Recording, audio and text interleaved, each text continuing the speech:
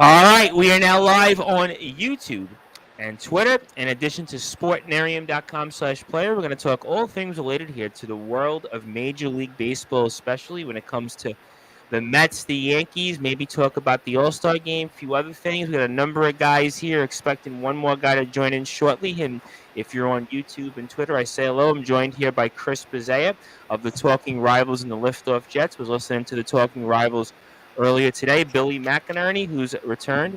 Also, Rob Maraska, contest man, and the brute force Brad Weiss, man who wears many hats. And fellas, how you doing here? Happy Friday, and hopefully a good start to the weekend for everyone. Hey, Tom. Good. Happy Friday. Good. Well, I know for the New York baseball teams here, not so much of a happy start after the All-Star break, it looks like, huh? No.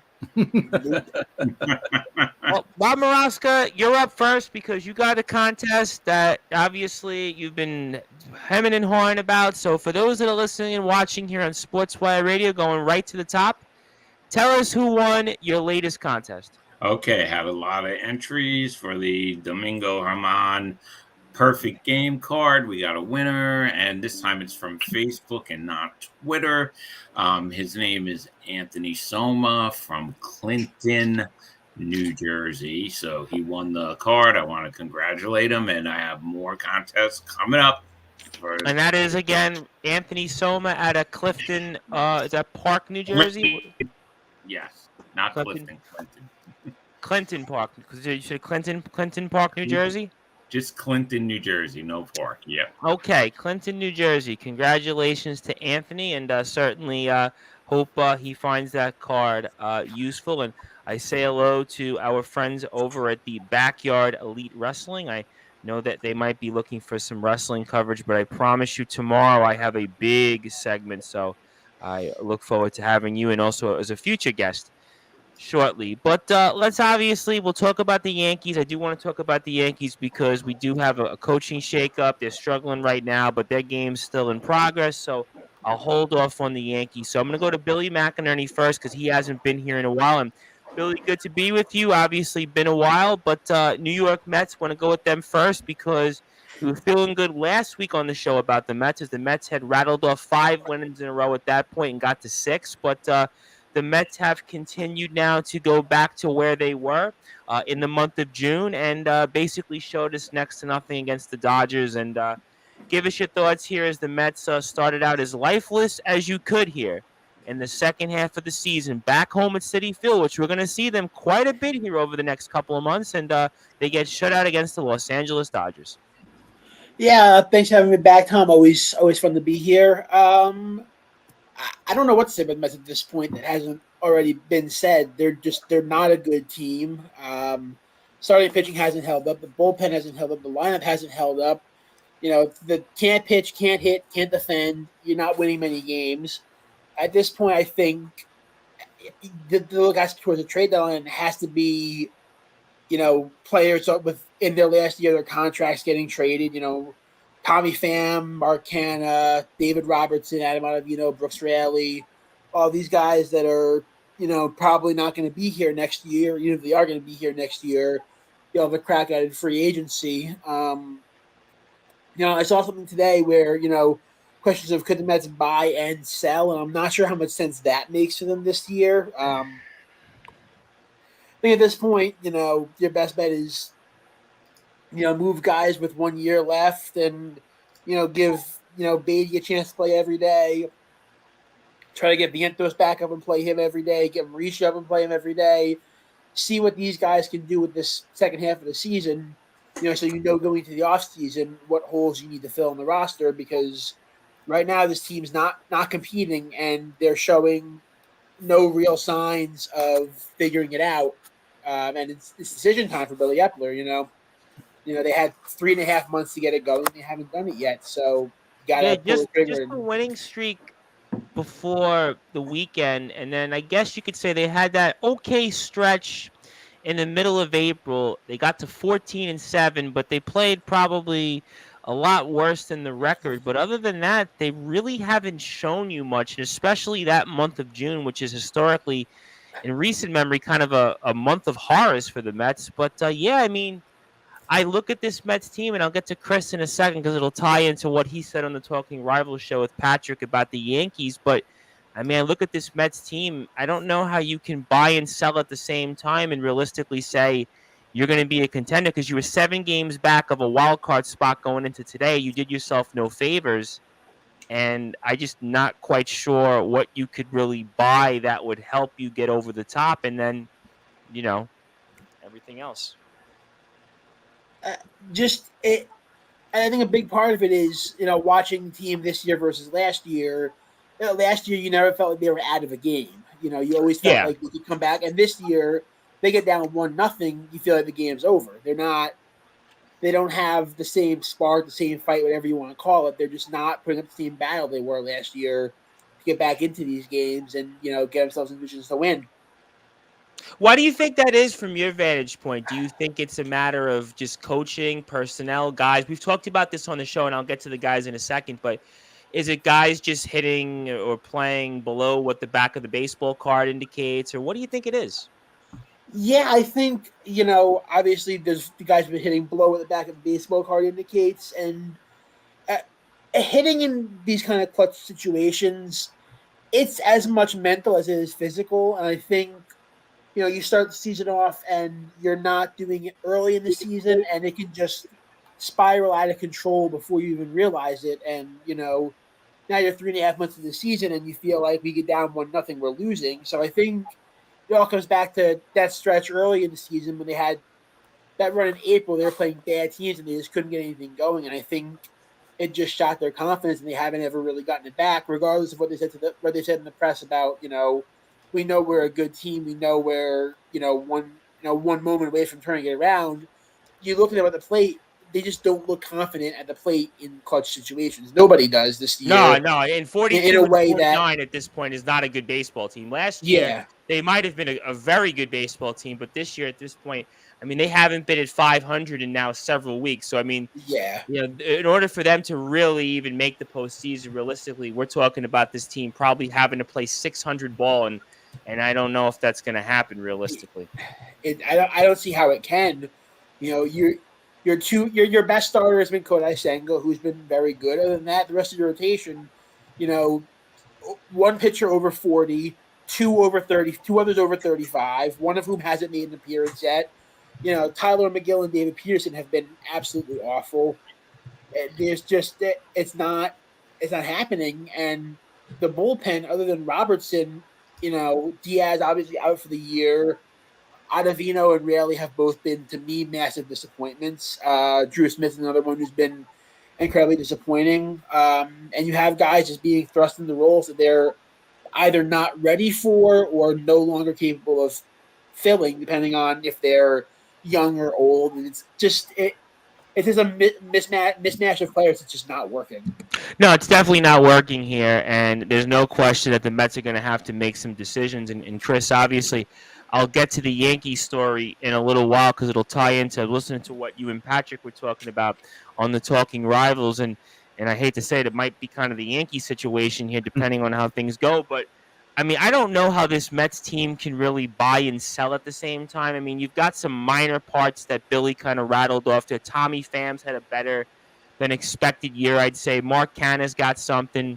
All right, he's got a little bit of value. Robertson sounds good. With the rest of it, I mean, I really don't know how this team, in terms of what they could even give you in order to what you'd help to put this team, let's say, into a position where maybe they could contend. I mean, what do you make of that whole analogy of buying and selling? Because I kind of think at this point, the body of work, judging another 9-game winning streak at some point, this team's probably not going anywhere. You know what? For a team with the highest payroll, you can't be half in and half out. You either got to be all, I think you got to be all in. And they should have did something, I think, a few weeks ago to fix the bullpen at least and hope that the offense gets going again, And this team was built with, through the starting pitching, and they haven't pitched that well. Yeah, even though Senga's coming around. We're going to get to them. I mean, their last starts have just been not good. And Senga's actually turning it around. He's pitching really well. So you got you got what you wanted out of him, but out of the two big guys, you're not getting what you wanted. So I said it a few weeks ago. I would have traded with Kansas City. I would have went all in and got their closer Barlow. I would have got Chapman. Yankees traded with him. Yeah, Mets traded with them. And sure, I would have got Sal Perez too. And I would have got Sal Perez to be the backup catcher and also a DH. And he could also, kind of mentor Alvarez, the catcher. And I thought that would have been good. But I don't know. I thought a few weeks ago you got to be more aggressive on changing his team because it wasn't going anywhere for a while. It's not like they just hit a rough patch. They've been bad all year. So I thought the GM should have made some moves a few weeks ago to change something. But I think now it's kind of too late. I think Billy's right. Sell off the guys you could sell. And you know what? Yeah, and just worry about next year team, at this yeah, point. I agree. I don't think this team should be buying any parts. I think Tommy Pham is the best you're going to get out of him. Mark Canha, not coming back, move on. David Robertson, not going to be here more than likely. Adam Ottavino, not going to be here.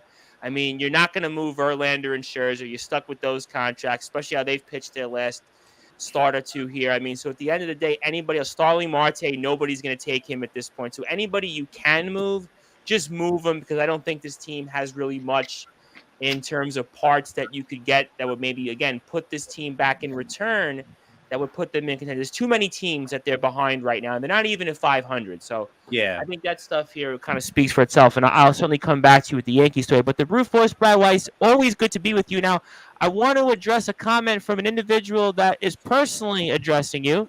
His name is Mr. Omen Black, and Mr. Black, again, spoke about him quite a bit earlier this week on Sportswire Radio. He is a very, very busy man these days, and I know he is going to be in action in another, at least one or two other wrestling companies. One, I think, has been alluded to. Another one I know under the table is going to be announced real soon, and maybe even I might see Mr. Black tomorrow night with Mr. Anthony Steele and the coach of Sportswire Radio, Mr. Chris Craven, the real Craven, some might say.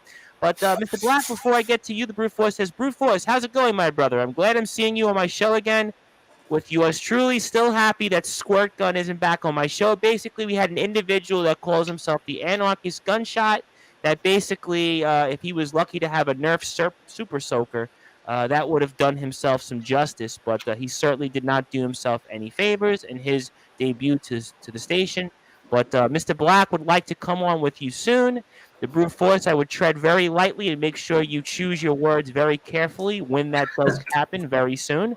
But how are you, the Brute Force? And what do you want to add here on this Mets team? And if you want to say hello to Omen, I'm sure he would appreciate that. You want to stay on his good side, I can promise you that much. But I think the Mets should be in the business of sell, and whatever else, try to find a way to get it off this team.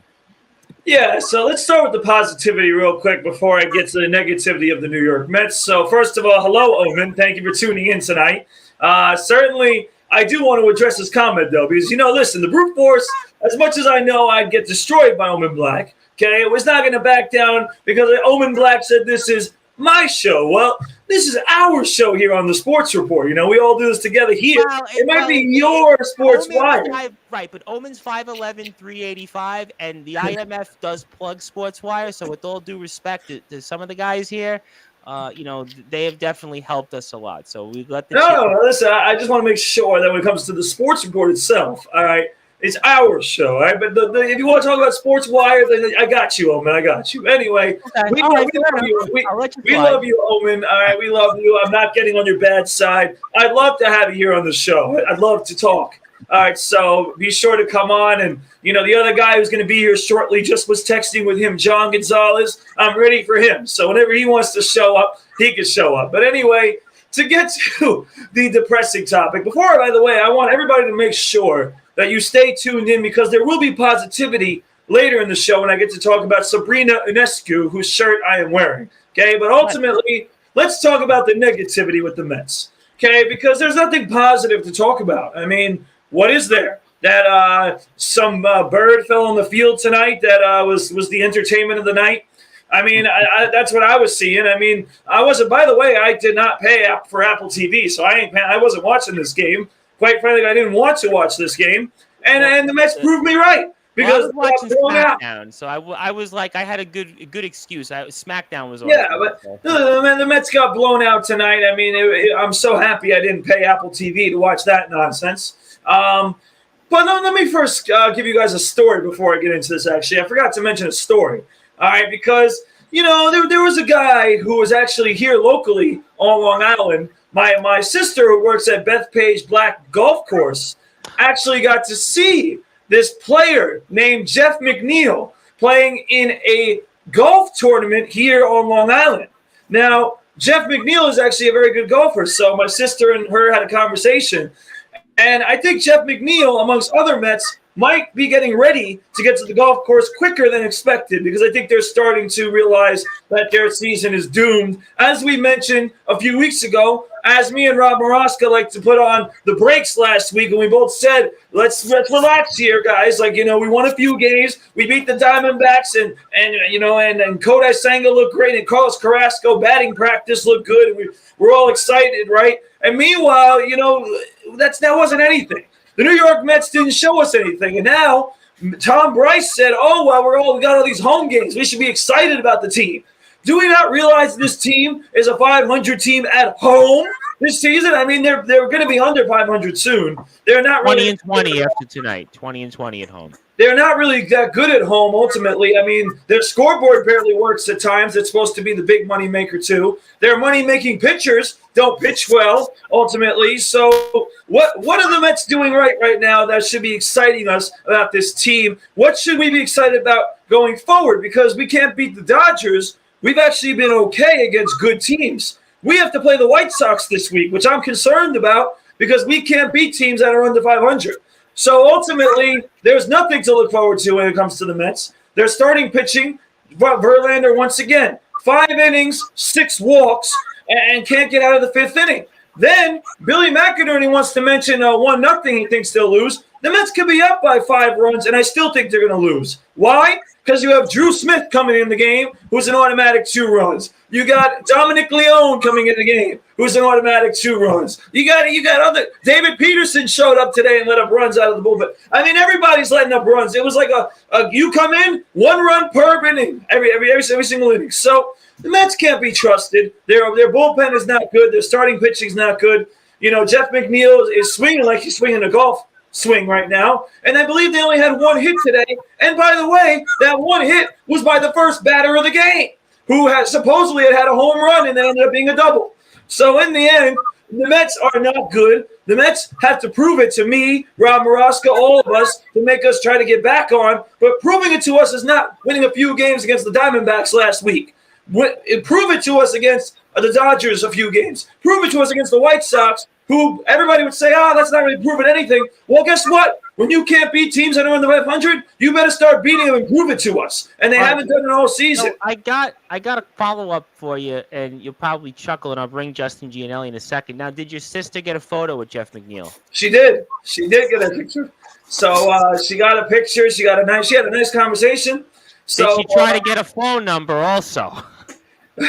Not that far. All right, but it was a pretty good story, and it was nice to see Jeff's a nice guy, according to my sister. So, listen, he's a nice guy, but he can't hit the baseball right now. No, he can't. He's having a year that's really anemic, to say the least. I mean, to go from the batting champ to a guy who doesn't look like he can hit, is quite the catastrophe. But as we've said, it's just about every Met. You go down the line. I mean, Francisco Alvarez is the only one that maybe we're excited to watch. Like I said the last couple of weeks, when you watch this team, what do you look to and be excited about? There's really nothing to be excited about. I mean, the most entertaining thing, like I said, was a bird on the field today. That's all it has to say about the Mets' entertainment value. And that is why I was offered tickets to go tomorrow, and I'm not going because I refuse to do it. Well, you're probably better off going to see Mission Impossible instead. That'd probably be more exciting. But before I do bring in Justin, I say hello to him. I wanted to let Mr. Black know, if he's still with us, that the real Craven is actually with Mr. Black's, I guess, frenemy, you might want to call it, James Taylor, in his show, the Nemesis Sessions, which is airing on YouTube right now. Mr. Taylor is a friend of ours here on Sportswire, so I figured I'd let Mr. Black know that also Mr. Black would like to address you real quick, Brute Force. Tom, I may be mistaken, but did Brute just say it's not my show? I know I'm not stupid or crazy in hearing things, but I'm just going to ignore what he said because I know that he knows that I'm him. Yeah, Omen, I was actually trying to let the Brute Force know that he should be a little more careful with his words, so I certainly wanted to remind him of that, and I'll certainly remind him further of that when we are off the air. But I also wanted to remind you, Mr. Black, that the real Chris Craven right now is speaking with James Taylor. And I'm sure, Mr. Black, I'm going to see you with Anthony Steele tomorrow. Anthony Steele makes his return to Sportswire. But speaking of returns, Justin Gianella, you make the return, and I'll get to Rob Moroska in a second. But this Mets team, Billy McInerney was talking a few minutes ago about buying and selling at the same time. But I think at this point, looking at this Mets team, and kind of where they are in the standings, I mean, I think it's sell, sell, sell, sell, sell, and sell everything you can but the kitchen sink. And, I mean, tell me what you think right now. It's been a while since you've been with us, and anything else you want to address on this Mets team, which pretty much, other than that 6-game winning streak, has been pretty lifeless now for the better part of, I'd say, about 7 weeks. You got to turn your mic on.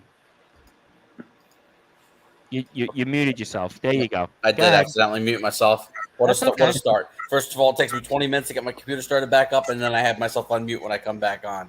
Wonderful. I'm just like the Mets, completely falling apart.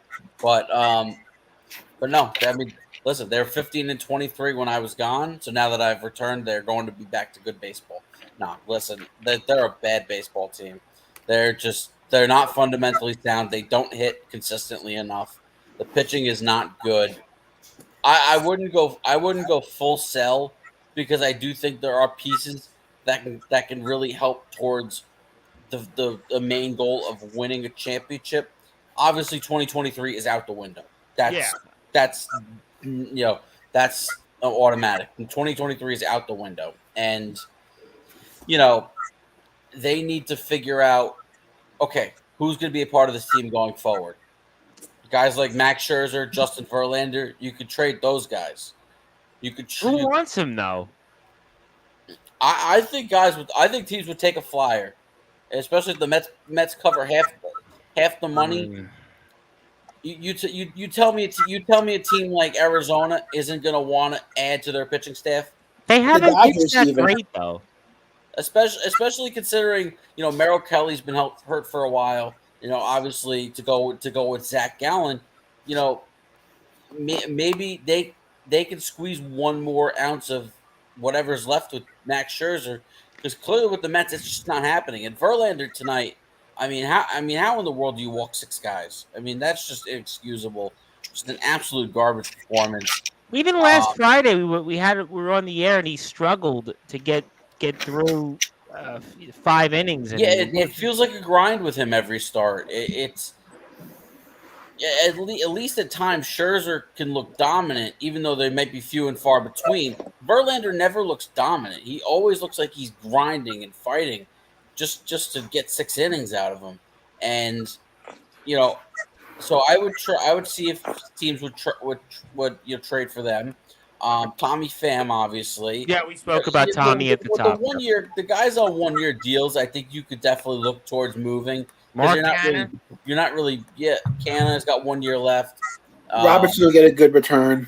For a rental reliever. Teams would be clamoring for David Robertson at the back end, going towards the postseason. So, I mean, guys like that, it's not a full blown sale. I think you could also try to see where you could get some controllable talent, where it helps not only the major league roster for the rest of this year, but going forward. I think that's certainly a path that the Mets could take, because they really need to reset and get this team to where they're going to consistently be a contender every year. Now, obviously, I don't know if you guys saw the stat on Twitter, but the Mets, I think it was the number was 30. The Mets had by far the fewest number of draft picks reach the major leagues, and it's astonishing. And that's one of the things that the Mets are trying to rebuild, and that's something that's going to take time. and you see why the Mets are having to spend all the money that they do. Fortunately, Steve Cohen is willing to spend all that money, but they're having to spend all that money because in the first place, this roster was left in shambles. The organization was left in shambles, and last year it worked. This year it hasn't. It's going to be hit or miss. It really is. No, it's definitely not working this year. And in terms of who you have on this team, I think at this point there really isn't even any parts that I would say that you're going to give back unless it's those young players that you would even get back to help you in terms of contending this year. So I agree with you. Listen, this year, throw it out the window, 42-49. I mean, they haven't been 500 now in weeks. I mean, there's too many teams ahead of them in a wild card. Sure, they could get lucky, but we'll have to find out. Anthony Finkel's here. He says hello. He's got a number of icons and emojis for sports. Some of them aren't in session, but I appreciate the thoughts there. Rob Maraska, obviously, I'm curious your thoughts. Why hasn't it worked with Max Scherzer and Justin Verlander? I mean, Justin Verlander was arguably the best pitcher in baseball last year. This year he comes to the Mets, and it's like everything else. Yeah, it's the curse of the Mets. They're old. Scherzer, sometimes he looks okay, but Verlander this year, it's just you can't even watch the guy pitch. But you want to know something? It's a team effort of sucking, okay? It's a team effort of sucking. That's what's going on here. Last week, me and Brute said, calm down, everybody. It's a little winning streak. It's, let's see what happens. Well, we saw what happened. They lost the rest of the series against San Diego. Okay. How did San Diego get better? They play the Mets. Okay. The Mets are old. The Mets just look like they are not into it at all. I mean, even look at Alonso in the All-Star game and the home run derby. It looks like he's dead. They just look like they have no life in them, and they have to be sellers. So here's my question, though, and I have people that are coming in, and I appreciate them coming in with some comments, but this is, for the most part, the same team, right, other than Diaz of last year. So what's the difference? I mean, is it the manager? Is it the guys just not hitting what their baseball card says? I mean, why do you think that is? Okay, well, it's a year later, obviously, and you know what?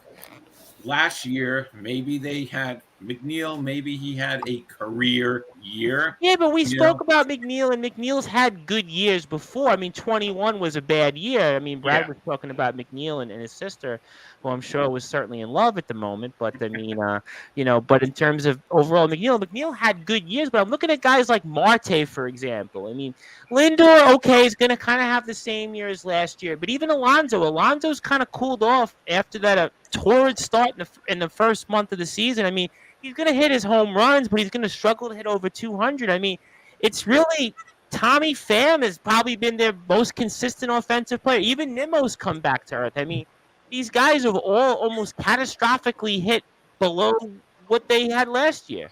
Yeah, Marte, after his injury last year, he has not been the same player. Okay, so I don't know if it's in his head. I don't know what happened. He just does not look like the same player. There's no confidence in him whatsoever. I mean, this year, he just looks like he's going up there. I was calling him double play Marte last week. The whole team, it just, last year, they're down by a couple of runs. They're down by 5 runs, and you're saying to yourself, well, they could come back, you're going to stay tuned watching no matter how much they were down last year.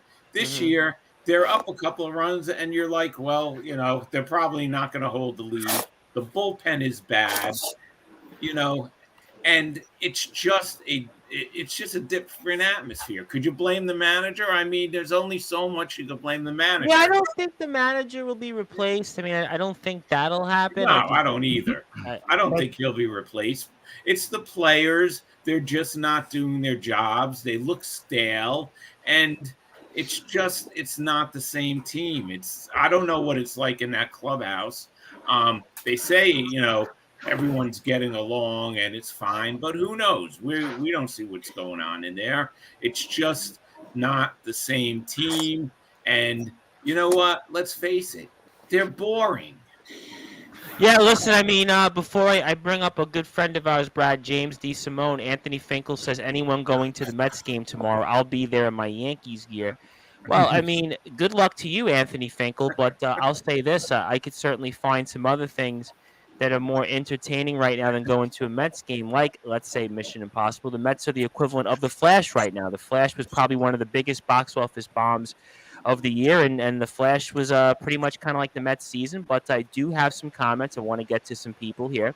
Skulls, our good buddy, who's made his return to the ring after a 14-year hiatus, and we'll have him back on the show as soon as Wrestling Championship Entertainment puts up Showdown in the Yard. And Skulls says hello. How you doing, Skulls? Also, Jodell, you got to believe, even if a World Series year may be equivalent to Santa and the Easter Bunny. Yeah, that's a good one, Joe. I think Santa and the Easter Bunny combined would basically be for what the Mets need to get to the World Series. And real quick, Brad, I think for a minute or two, people want to talk about Sabrina Ionescu, and she made some history tonight. And I was thinking of you, Brad, because I actually mentioned you last night, because I actually had on a AAU basketball player turned professional gamer, poet, a woman named Tamika Denise, and we were talking about the WNBA and the All-Star game coming up tonight. Anything you want to add on this before I come back to baseball? Well, I'm glad that you brought this up because this is a topic that's worthy of discussion because the Mets are really not worthy of discussion. I mean, they're an atrocity. They're an embarrassment to New York as a society. The New York Liberty, as I've said, New York's best team, deserves recognition and to be talked about. And this performance by Sabrina Ionescu tonight was absolutely incredible. I mean, she not only put on a show for the WNBA, but she also put on a show for the NBA because she set a record for either league with the best performance in three-point shooting history. I mean, she's unbelievable. I got to watch her a week or two ago at a game. Oh, we saw her last month. I was there with you. We sat together. She was red hot in the last game I went to. I mean, she is a spectacular basketball player.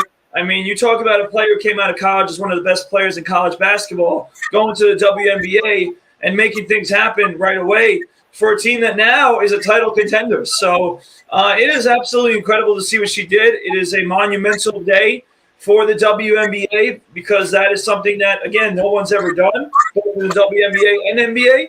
And the New York Liberty, like I said, New York's best team deserves the credit because they are a formidable team to be reckoned with as they're in the All-Star break, 10 games over 500. They are very good. It's almost rare in the team's history, by the way. We were speaking with Tamika yesterday, and we were talking about actually in Liberty history, this could go down to be the best team they've ever had in the entire history of the franchise, as crazy as that sounds, Brad. Absolutely. And the one word that I just heard being used by Rob Maraska when it comes to the Mets, boring. There is nothing boring about the New York Liberty. Tom Bryce knows this from being at the games. There's nothing boring to watch them. They are a very entertaining and fun product to watch. And Sabrina Ionescu doing what she did tonight just adds to the greatness of the New York Liberty right now. Absolutely, no question about that, and I'll come back to some baseball in a second. I had a comment from Anthony Finkel. I think he meant to say, I love the Liberty, definitely the second best team in the league. I hate to admit it, but it's the Aces and then everyone else. Yeah, I mean, that's what Tamika was saying yesterday, and Tamika was a very enjoyable interview, and Tamika's doing some great things out there as a part of our friends over at the Pro Zone Gaming Division family who've been supporting us over the past several months on Sportzwire. So I thank Tamika and Mr. Bigston for the opportunity. Skulls would like to say, hope my Angels beat filthy Houston tonight. And speaking of some scores here, as we'll get into some of the scores, we'll come back to the Yankees, and I'll go back into the Mets. But Padres 8, Phillies 3, Orioles 5, Marlins 2. Also here we had the Blue Jays 7, Diamondbacks 2, Giants 6, Pirates 4, Brewers Reds, an interesting matchup. Was watching a little bit of that on the Cincinnati call. 1-0 Brewers tonight. Brewers and Reds neck and neck in the NL Central. Dodgers 6, Mets nothing, as we alluded to. Rangers 12, the Guardians 4, who, by the way, were 500, but in first place in the American League Central going into today. Boy, the irony in that. Braves 9, White Sox nothing. Braves continue to roll. Red Sox 8, Cubs 3. Nationals, Cardinals were suspended. Rockies are about to beat the Yankees. It looks like 7-2. Astros, Angels tied at 2. Oakland 3, Minnesota 2, top of the fourth. Tigers 2, Mariners nothing. So we'll have to see some of that here. But we do hear, what is the background noise? I don't know what the background noise is. Somebody might have something in the background. It could also be maybe the weather out there. It looks like it's going to rain here in a minute or two. But let's come back to the Yankees for a second. And I'll go to Billy first, then I'll go to Chris. And Yankees make a little bit of a change. They replace their hitting coach and bring in a familiar face to baseball fans in Sean Casey. Sean Casey, obviously, teammate of Aaron Boone's, also all-star a couple different times. Seen him on MLB Network over the past several years, and didn't look like it did much for the Yankees tonight as they're about to go down to the hapless Rockies. And I think the Yankees are about to join the Mets, Billy, pretty much in being almost having a lifeless second half here, and they have a decision soon on what they should do. So give me your thoughts on the Yankees right now. I mean, new hitting coach. Doesn't matter. You know what matters? When does Aaron Judge come back? That's really the Yankees are, I think, more than any baseball team that I can think of in my lifetime built around one player. Maybe the Giants with Barry Bonds, but even then, when he wasn't playing, they still had other pieces around him. But man, when Aaron Judge is out, the Yankees just have nothing going for them. That the offense is lifeless. We've talked about that the last, I would say, month and a half on the show. Basically, as Judge goes, this lineup goes. And I think in some ways it actually, maybe makes – he's not going to win the MVP this year, obviously, but in some ways this stretch they've been in when he was out elevates argument for winning it because clearly they can't – they're, probably a 70-win team without him in the lineup. So I think if anything, this stretch where he's been out should arguably help his MVP case. Again, he's not going to win it. It's going to be Shohei Ohtani, but it's amazing. It's a rare thing that an MLB player can have that much of an impact on a team. Certainly there's plenty of talented players that have been on bad teams, Mike Trout, Shohei Ohtani, Jacob deGrom with the Mets, but it's few and far between MLB players I've seen that can elevate a team the way that, say, a great quarterback can elevate otherwise mediocre team. I think Aaron Judge is one of the few players in the MLB that can do that. Ellie De La Cruz seems to be one of those guys. It's not many guys that can do that. So what he's doing, I think, even becomes more impressive when you put it in that context.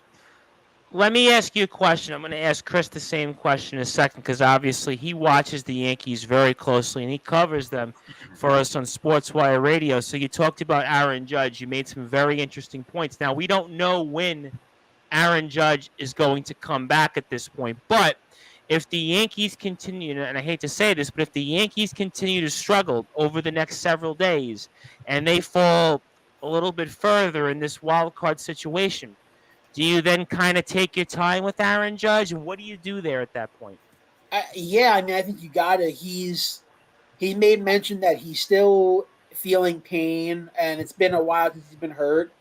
At this point, I don't have pull up the standings real quick, but Yankees were a game back going into today for the wild card, and now they're in last place. Yeah, I think you give it another week, and then I think at that point, similar to the Mets, you move, the ancillary pieces you can move. And I think you probably shut down Judge for the rest of the year, have him get healthy, have a full offseason of working out instead of rehabbing, and try to come back again next year because even if you manage to slip into the playoffs this year, are they winning a wild card series? I don't see it. Not with this team. Team. No. And Chris, I was listening to you, and I alluded to this a little while ago when we were speaking about the Mets, and I was listening to you and Patrick speak about this with the Yankees, and I don't even know if you made a move that this would necessarily propel the Yankees, let's say, into a World Series. And sure, could it make the Yankees a little bit more further up in the standings? Could it catch them into a wild card? Maybe, but I don't know right now with this team. They really haven't shown much of anything, and I'm kind of wondering your thoughts on Aaron Judge because we don't know when he's going to come back. it could be days, it could be weeks, it could be who knows in the month of September. And at that point, what do you gain? And I mean, how do you handle this situation then with an Aaron Judge?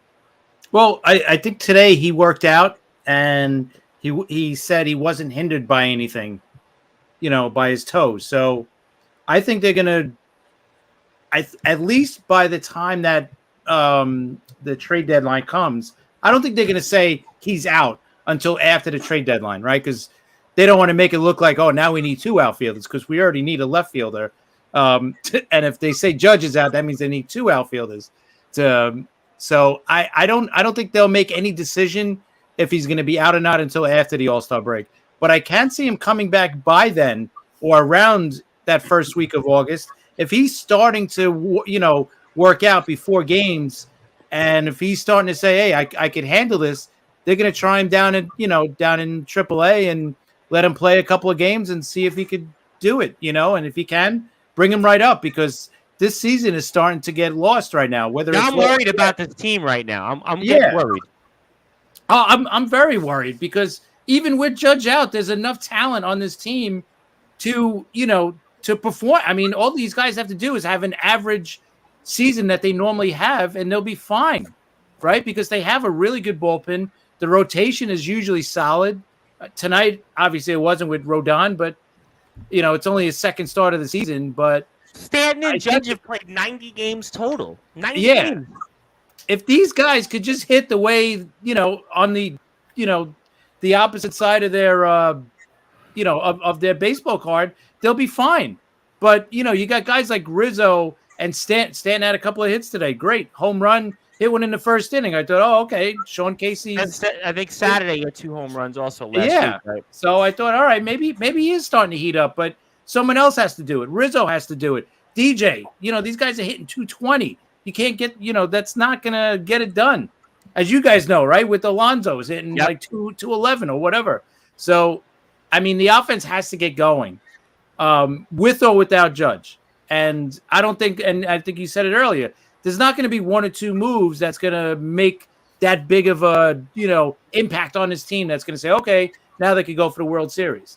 But the problem, I'm worried. I'm just worried about this team I'm worried too. But here's the thing. I mean, what Cashman and what the front office is going to think or what they're going to feel like is like, listen, nobody is running away with it in the American League.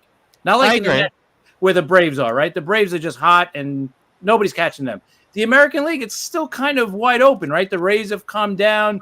The Rangers, they're playing great, but do you trust them? I don't really love their bullpen, but hey, they're playing great. But to me, the American League is wide open. Yeah, and they're really only 2 games out. If they lose, all right, they lost. I think they're only 2 games out of a wild card, so they're still in it. So I would give it another week or 2 before you really start, selling off. But I think by the end of this month, obviously before the trade deadline, I think they'll know which way they're going to go because you'll know if Judge is going to be back, number 1, and number 2, you'll know if your team starts hitting and it starts winning some games because if not, by the end of this month, they'll be out of it. So my concern, though, with the Yankees is kind of like with the Mets. Obviously, the records are basically reversed, which isn't saying much right now. But the Yankees really haven't had a solid run of baseball. Yes, they've been over 500 the whole year, but they've really been basically a 500 ball club and a little bit under that the last several weeks. There's been nothing that's shown you. It's 2 wins here, 2 losses there. They rotate wins and losses. There's nothing that says to me, hey, they're going to turn the corner. But like you said, I agree with you that they're in it for the wild card because, again, Boston, I don't think anybody's sold on. Toronto is still not really ahead of the pack. I mean, Baltimore, I think, is starting to play really well, and they've been pretty consistent the whole year. You got the Central, which is a joke. And then you've got Houston, which is kind of sleptwalked, and you've got Seattle, which has been, I think, a disappointment. The Angels have certainly been hurt with injuries. And I wanted to ask you real quick before I get to the other guys here in the Yankees, and what do you think of Sean Casey coming in? Does this kickstart this team? What do you make of that move? I look at it this way. It's not going to make it worse, obviously, because they can't get much worse offensively. The way I look at it is I think he's going to come in and kind of loosen the team up a little bit, right? Because the way he is, good man, he's very personable. Yeah. And I just by the way he's talking about it, it's like he goes, he's trying to merge the old school way of hitting with this all the analytics. He goes, yeah, I'm going to use the analytics, but I'm also going to use old school teachings as well. Just basically hit the ball. Don't worry about launch angle and all these other numbers and everything else. And I think just have quality at bats. Forget it. He mentioned it a couple of times too about, he sees a lot of, short at bats for the Yankees this season, and that's totally not what the Yankees have always been. The Yankees have always been, work the count, go to 3-2. It used to be just a grinding out at bat for these guys. And that hasn't been this year with them. So maybe it's because the Judge has been out too, right? There's really no guy in that lineup where you're terrified of anymore because Stanton is, maybe Stanton the last 2 years, it's like, I don't know what to say about Stanton because these last 2 years, he's, even when he's in there, he's nothing. But that's the way he is now. He's either on fire and he looks like he's going to carry the team, or he looks like he's never played the game in his life and he swings at stuff that nowhere near the and we're stuck plate. with him for 4 more years after this season. We got him for 4 more, DJ for 3 more, Rizzo for 1 more. So it is what it is. But here's the bright side of all this is that outside of the big contracts, there's a lot of movement that could be made on this team. And this offseason, he's got a chance to really, Cashman has a chance to really rework the lineup and to get younger, to get more athletic if he decides to. I guess the only hope I would say, and I'll get to the rest of the guys here, and I'll get to a couple more comments, is that a guy like Stanton could struggle for a month and hit like 7 home runs in a week, and a guy like Rizzo can do the same. So, you do have the guys that you're kind of waiting for. You're waiting for them to show you that moment. They could do it. And again, you look at the rest of the teams in this mix. Boston, I still don't think anybody's impressed with. And, Patrick's Red Sox, and I still don't think much of them. The Angels, I don't think are going anywhere. Seattle is the team everybody thought was going to be great, and they've been 500 for the most part most of the year. Then you've got Houston, the defending world champions, and you're kind of wondering about them. So there is still definitely room for the Yankees, and I do have some comments here. First of all, John Gonzalez, a.k.a. Jay Gonzalez, Severino reminds me of the Brute. Yeah, Severino certainly is having one of those years that we spoke about last week on the show, kind of like the brute force in his NFL picks. Old school batting, cork the bat, and raise the pine tar. I don't know if that has anything to do with anything.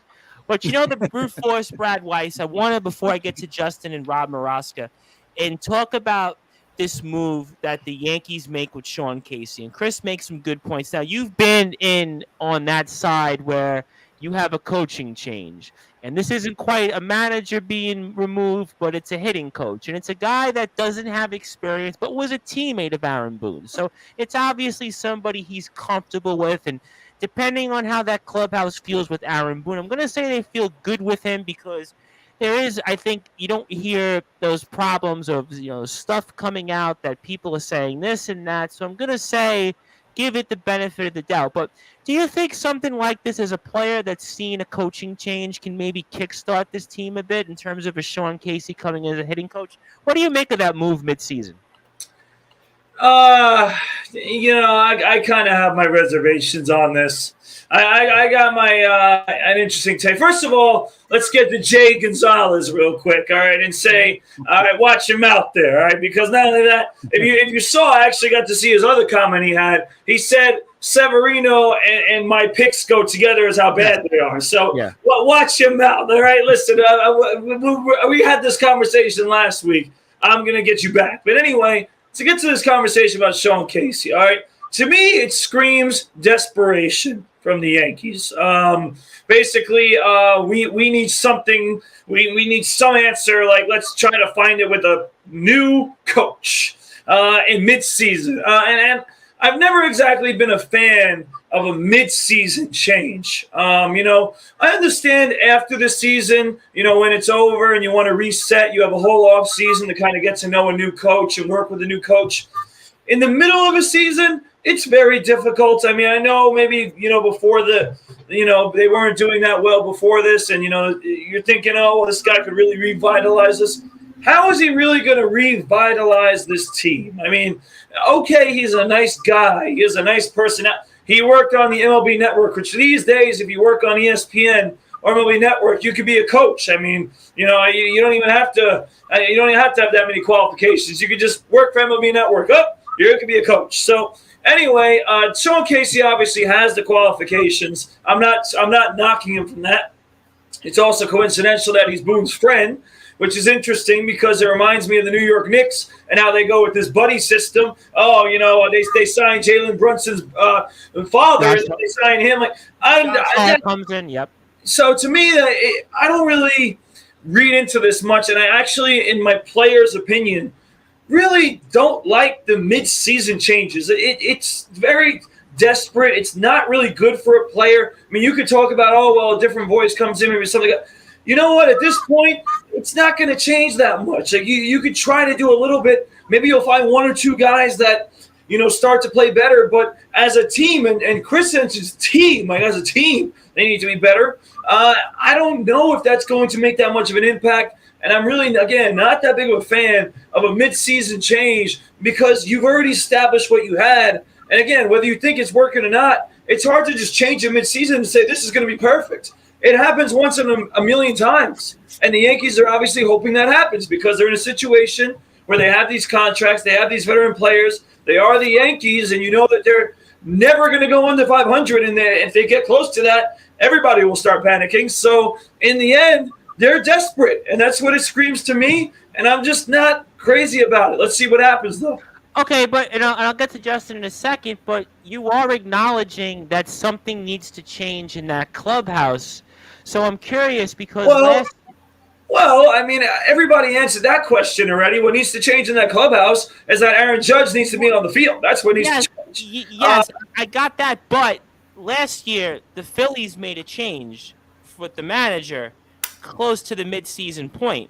The Yankees make a change with the hitting coach. I agree with you on paper. It doesn't sound like it does much, but then you're acknowledging though something needs to change with a different voice. So how much more does Aaron Boone have, especially if this kind of tail? Because I agree, Rob Moroska makes a point about Buck Showalter. Okay, Buck's got roped because it's not his fault. Guys just haven't played well, and he won 101 games last year. But Aaron Boone, I was listening to Chris on his podcast, the Talking Rivals show, which you can follow here on sportnarium.com/player, Talking Rivals, at Talking Rivals on Twitter and Instagram and CP7NY. And, Yankee fans making the playoffs ain't good enough. Yankee fans they're not even remotely competitive for a World Series. So my point to you is you acknowledge something needs to change. What gives? Yeah, something needs to change, but like I said, something needs to change in regards to the players that are on the field, like in Aaron Judge. I mean, Aaron Judge is not just – you guys mentioned it. It's like for me at St. Joe's, there's guys like – you can't take Frank Basile off the court and expect us to cover those 20 points. You couldn't take Frank Basile and Doug Niblock off the court. Aaron Judge is their team. I mean, without Aaron Judge last year, we're arguably saying the same thing about the Yankees struggling to make the playoffs. We don't even know if they would make the playoffs with him. Yeah. So ultimately, he has a big impact on this team. And without him, I think that also, again, puts a lot of pressure on other guys that are, not performing as well as, last season. We talk about that with the Mets. I mean, it's hard to replicate some of those seasons. DJ LeMahieu was amazing. It wasn't like he is a good hitter, but it's not like he's the best player out there. He's going to have some tough times, too, just like any other player. And unfortunately for the Mets and Yankees, what they're going through is that a lot of these players are doing it in the same year. The Mets last year, a lot of them clicked at the right time together. This year, they're not clicking. So again, is that the coach necessarily, the hitting coach? I don't really think so. So, again, I'm not going to go crazy on that. I think it's more Judge. And listen, Boone, I don't want to compare the Phillies here to this whatever, because the Phillies were sucking. They made a move, but they did make a move, and they went to the World Series last year. They made it in a more significant role at the manager position. The New York Yankees have settled for Aaron Boone for years, okay? And they've decided to stick with this guy, okay? And in the end, we're going to get that talk going, Tom Bryce, about Boone. Everybody loves it. Okay, it's going to start coming as we keep going.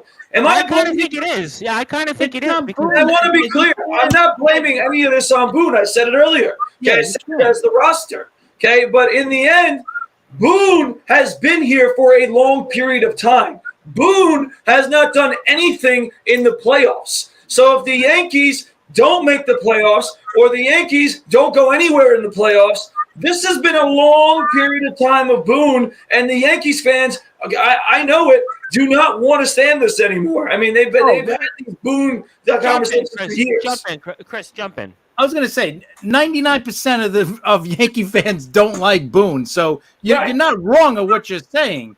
But to me, I don't think it's his fault because he can't make them hit. You know what I'm saying? Like it's the roster construction. To me, the fault goes directly up top to Cashman, and that's the one that's building the roster. Right, and Chris, that goes to my point about why Sean Casey isn't knocking my socks off because it's not. He's not going to do anything. That's that significant. No, I thought you know what that move was. That move was just basically to have the players say, "Wow, because we were not doing our job, we cost someone else their job."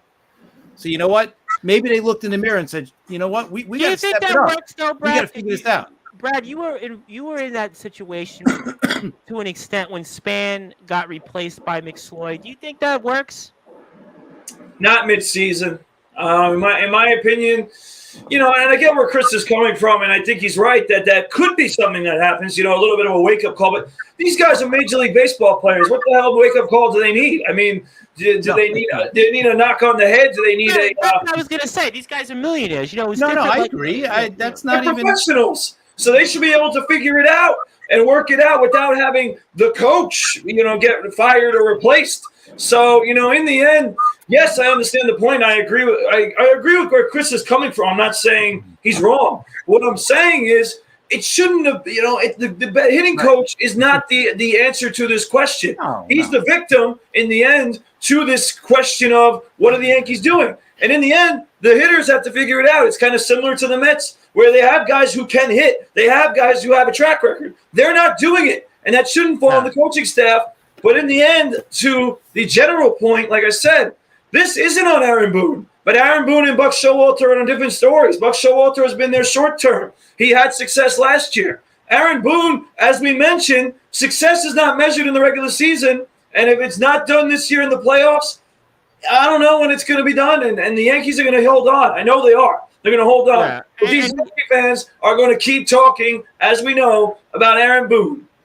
And he's one of the longest tenured, which is crazy to sound, and I'll get to Justin in the comments in a second, one of the longest tenured managers in baseball. What's it, Francona and Roberts might be tenured, maybe Snicker, might be the three other longest tenured Cash managers. maybe? How long has Cash been in Tampa? Yeah, maybe. Cash, definitely Cash. So that's, and I think he's the first manager in history to make the playoffs his first 4 seasons or something like that. All right. Lovello, too. He's been with Arizona for a long time now. Long time. Cash is in year 9, I think. I think Snicker's been there, I want to say, 8 years maybe. Francona's been in Cleveland a long time, and that's obviously understandable. Roberts maybe in Los Angeles, I think, would be the other long-tenured managers. Let me get to some comments here, and I want to get to Justin. And Cody Bellinger is coming to the Bronx. Yeah, maybe. I mean, possibly. I don't say it. Chicago has to sell first, obviously. I'm trembling brute.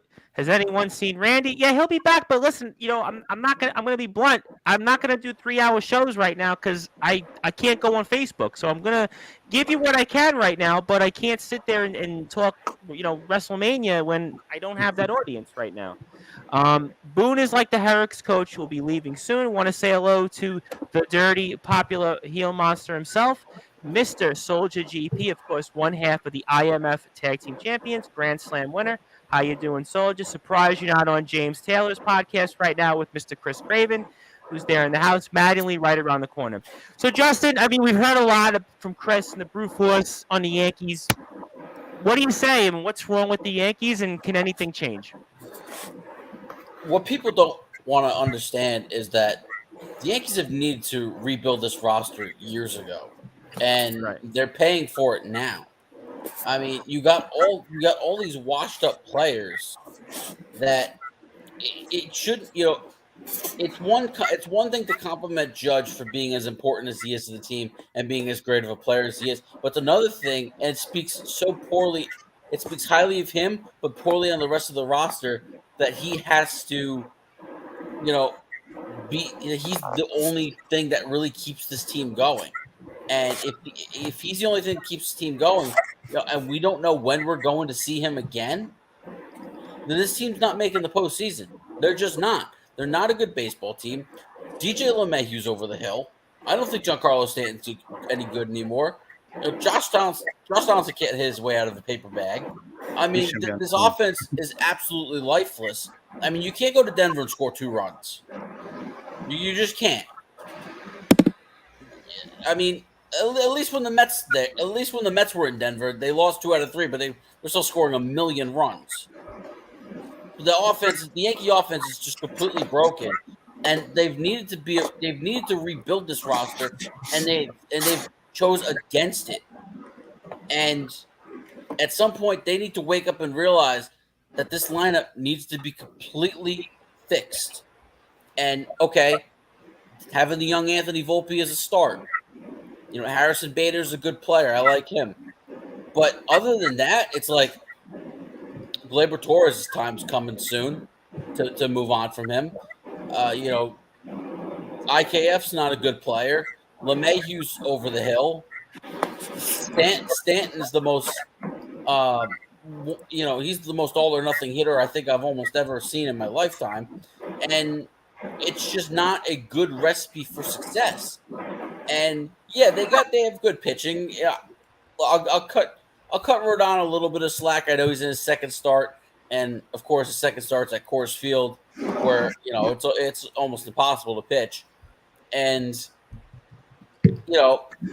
I think he's going to be good for the Yankees. Obviously, we know how good Garrett Cole is. He's arguably one of the best pitchers in baseball, if not the best pitcher in baseball. But also too behind that, Severino has not been good. Domingo Germán, despite the perfect game, he's been a little bit better of late since the perfect game, but he really wasn't pitching all that great. Nestor Cortez has been hurt, and he really wasn't himself this year, or he really wasn't the version we saw last year. So this team as a whole, aside from the 2 top pitchers and the bullpen, they're a bad baseball team, and they're not going anywhere. And I'm going to say right now, if Judge is not back by August 15th, they will not make the postseason. All right, well, we'll certainly see here. And also, Billy, you had some noise in the background. That's kind of why I muted you. So you definitely have something in the background. So I'm going to mute you till I bring you back in, because you have noise that it's killing my ears. Nothing personal. Happy birthday. Joe Bostrom is at work at Amazon. He needs to be working. So I'm glad that he's working. So good for Joey. Happy birthday, Joe Bostrom. Obviously, Joe Bostrom, I'm sure, is out there working hard, because it was Amazon Prime Day not too long ago. So don't remind me. Yeah, I trust me.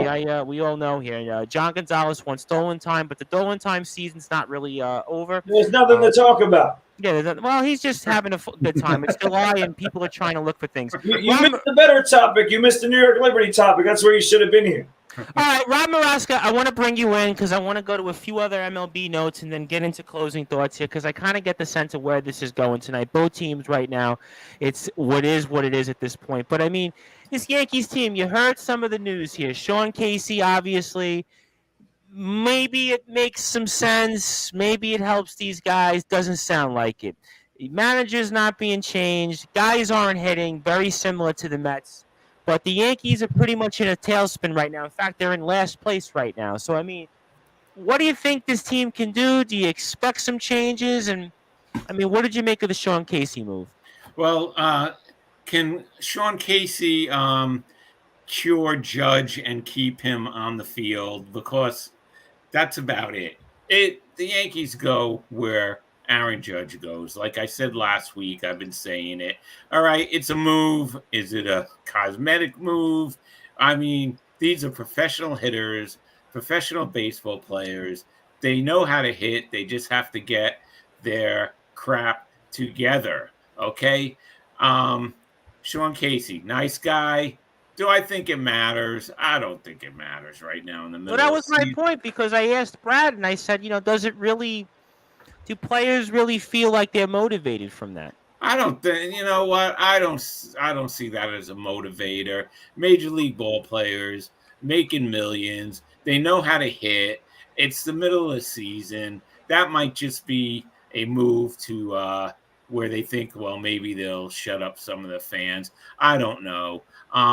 Boone, it's not his fault, but for years we've been saying the same thing. If George Steinbrenner was still alive, Boone would not be here, because the Yankees have not gone far in the postseason with Boone as a manager, and we know he's fired better managers. George fired better managers than Boone.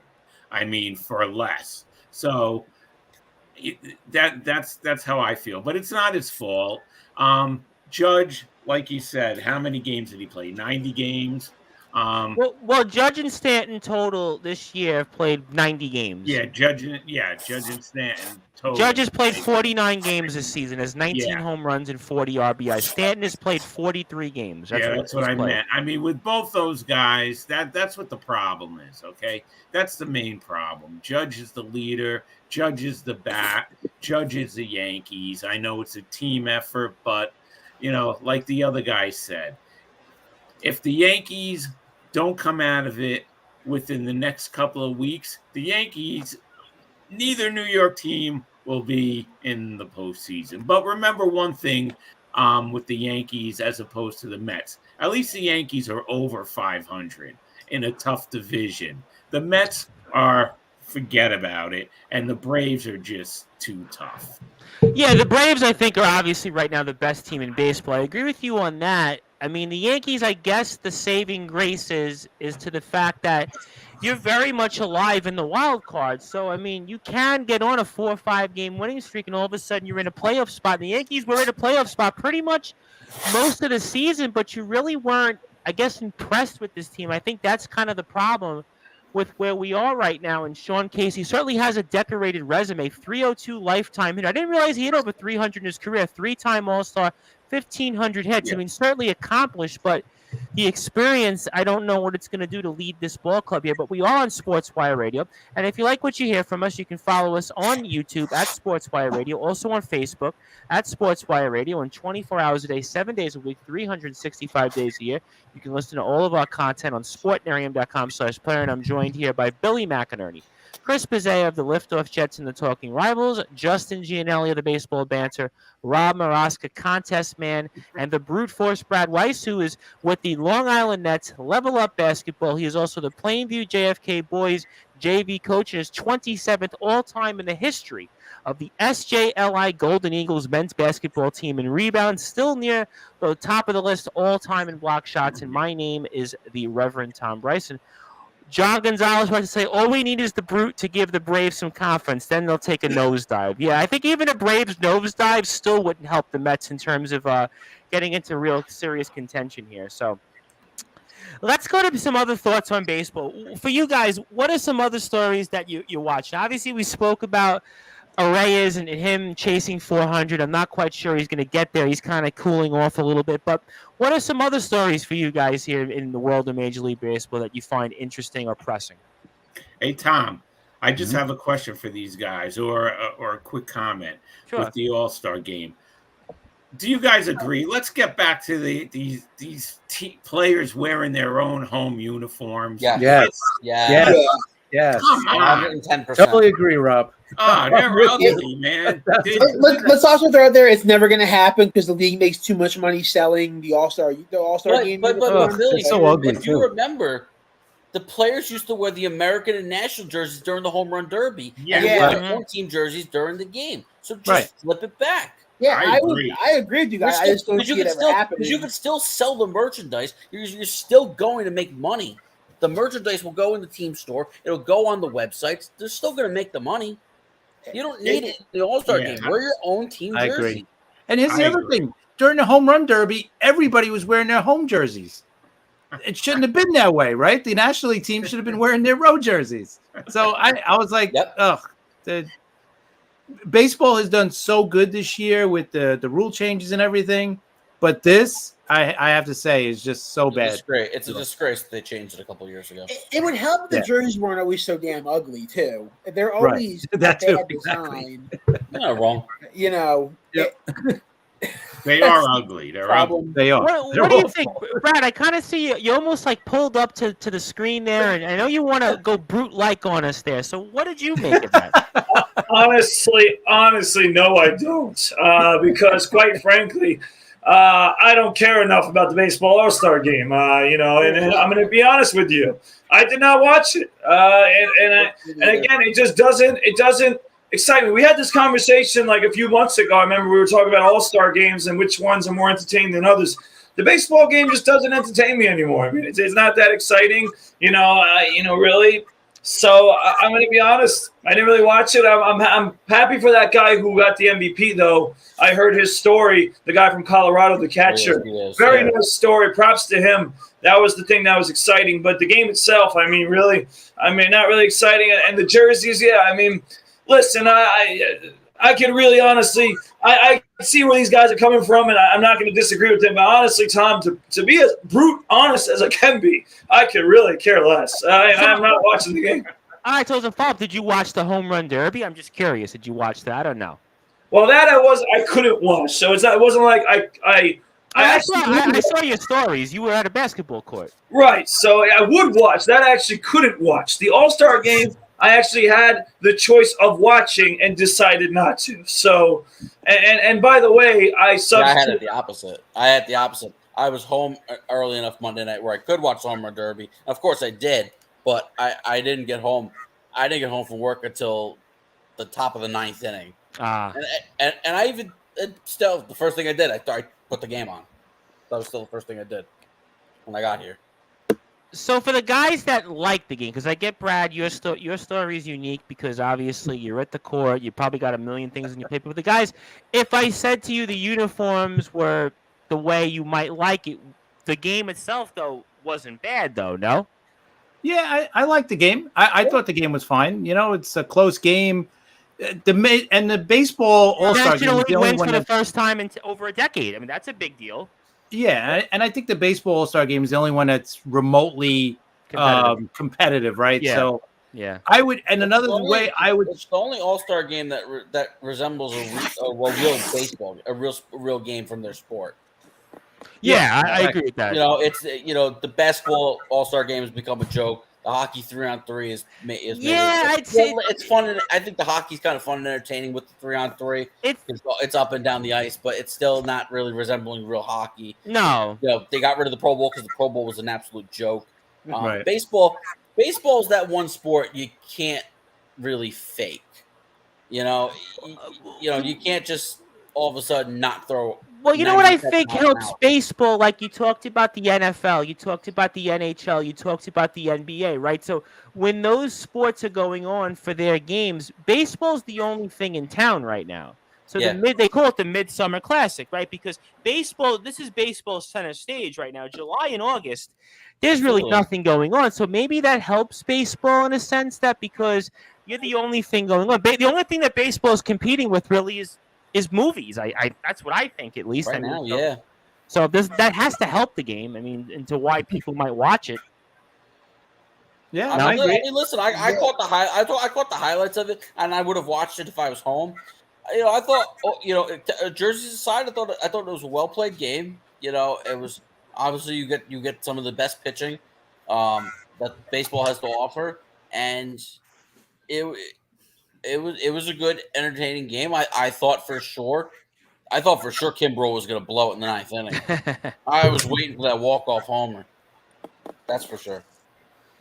All right, so obviously game itself was one thing, and a couple of comments here. John Gonzalez agrees with you, Rob, 100%. Yeah, I didn't like the uniforms. I agree with you that the uniforms. I thought the American League's uniform wasn't terrible. It was okay. It was okay. I wouldn't say it was great, but it was okay. The National League's was absolutely They horrendous. should just not wear it during the game. Like you said, just do it during practice and during the home run derby. I don't get why they switch. They used to do it all the time. Where you look at these old classic home run derbies, and like they can reference like the Josh Hamilton year, right? 08 at Yankee Stadium, the Mark McGwire at Fenway Park. They're wearing the American and National jerseys during the home run derby. I think Philadelphia '96. I think exactly. Then you watch an old All-Star game. They're wearing their own uniforms. Yep. I don't get why they felt the need to switch when it's not. I know what Billy says about merchandise sales and everything. Again, you could still make them, but wear it during the home run derby. Yeah, people still bought them. People used to buy them. So exactly. Why getting bought? People are still watching the home run derby. Oh, absolutely. I got a couple more. By the way, I also think the timed home run derby is bad. I think it's bad because it's not bad from the standpoint that it keeps it moving. It's bad from the standpoint it's not television friendly.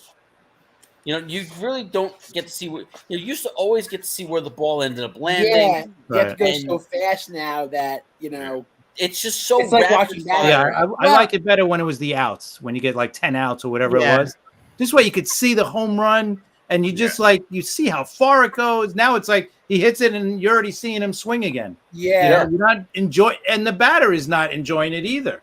I guess the only thing comparable to it is, I guess, the 3-point contest in basketball to him with the timed and go ahead, Billy. Even that though, you can get the camera angles where you can see, the shot and the basket in one shot. Right? Yeah, no, I agree on that. With the home run derby, it's not possible to do that with one camera. Yeah, no, I totally agree with that. And I have a couple comments from Anthony Finkel. One I'm not going to read off and say on air. Another one I will, which is a side point. Are you going to see it? Insidious the Red Door. Yeah, you're a horror guy. I'm going to tell you my answer. I'm not going to see it. I am going to see Mission Impossible a second time. That's what I am going to see.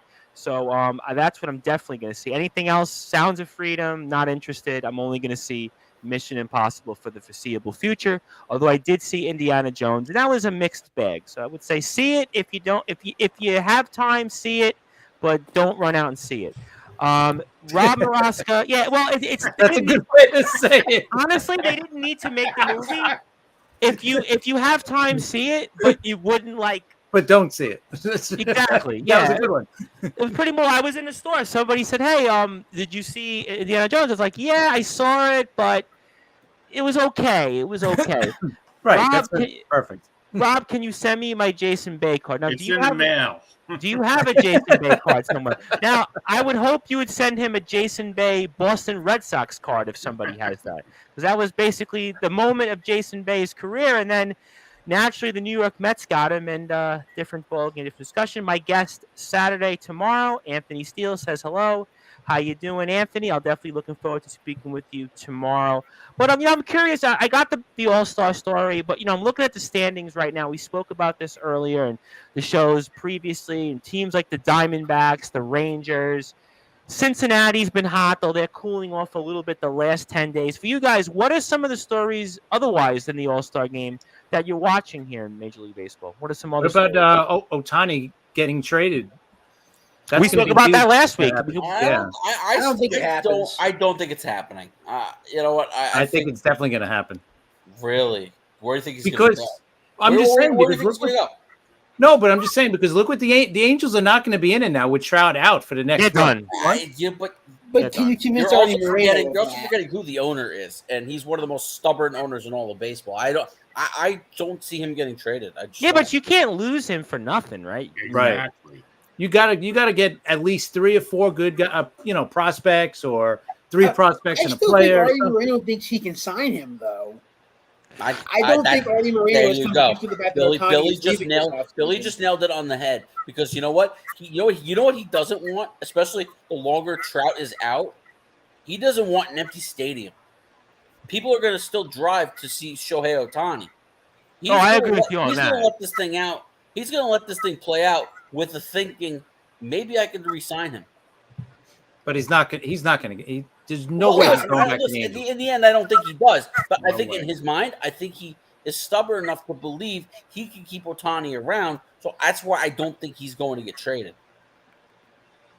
I'm still going to lean on that he is going to get traded, unless the Angels get hot in these next 2 weeks. But they've shown nothing the last month. They're going the other way. So it right. to me makes So no sense. I'm going to guess that he's going to get traded. Now, here's the other argument, right? Who's going to give up 4 really good players for basically a rental? Because you're not guaranteed. Because he definitely want to get to the free agency. Chris, you're selling. You say 4, you're selling yourself short. Right. I'm just because he's a rental. It's going to take. My guess is, an Ohtani trade will cost you each of your top 5 prospects, plus at least 2 major league players. No, I don't think that many. You know why? I think so. No. You know why? Because he's gonna be a free agent, and there's no guarantee that you're gonna be able to sign him. Like if all right, here, the way you're saying could be true. If Ohtani said, "Okay, sure, I'm going to sign with you guys. Let's start working out a deal," but then he'd be stupid to not get the free agency, right? So that's why I think that price tag is going to be a little lower. But the Angels also have every right to still ask that. Of course, absolutely. Okay, that's another reason. That's another reason why I don't think it's going to happen. But going off because I think that they're still going to shoot for the moon and the stars, even though he's only going to be a 2-month rental, most likely, and nobody's going to budge. Okay, but going off what you said, there's only a handful of teams that could afford that. I would imagine one of those teams that you mentioned, the San Francisco Giants, who might want to take a shot. Well, no, I think when it comes to at least the rest of the season, I think all the contenders are in play. I think even a team like Tampa or Cincinnati could be in play. Because think about it. Well, at least the rest of the season. Tampa, Cincinnati, I don't see them doing it. But think about it. Hear me out. It's only for if it's only for the rest of the season, and there's only less than $10 million owed to him for the remainder of the season, they'll part with that in hopes of winning a championship. Cincinnati, there's a 0 chance they're going to sign him. It might be Texas. But you know what? Any team. I don't think they'll deal within the division.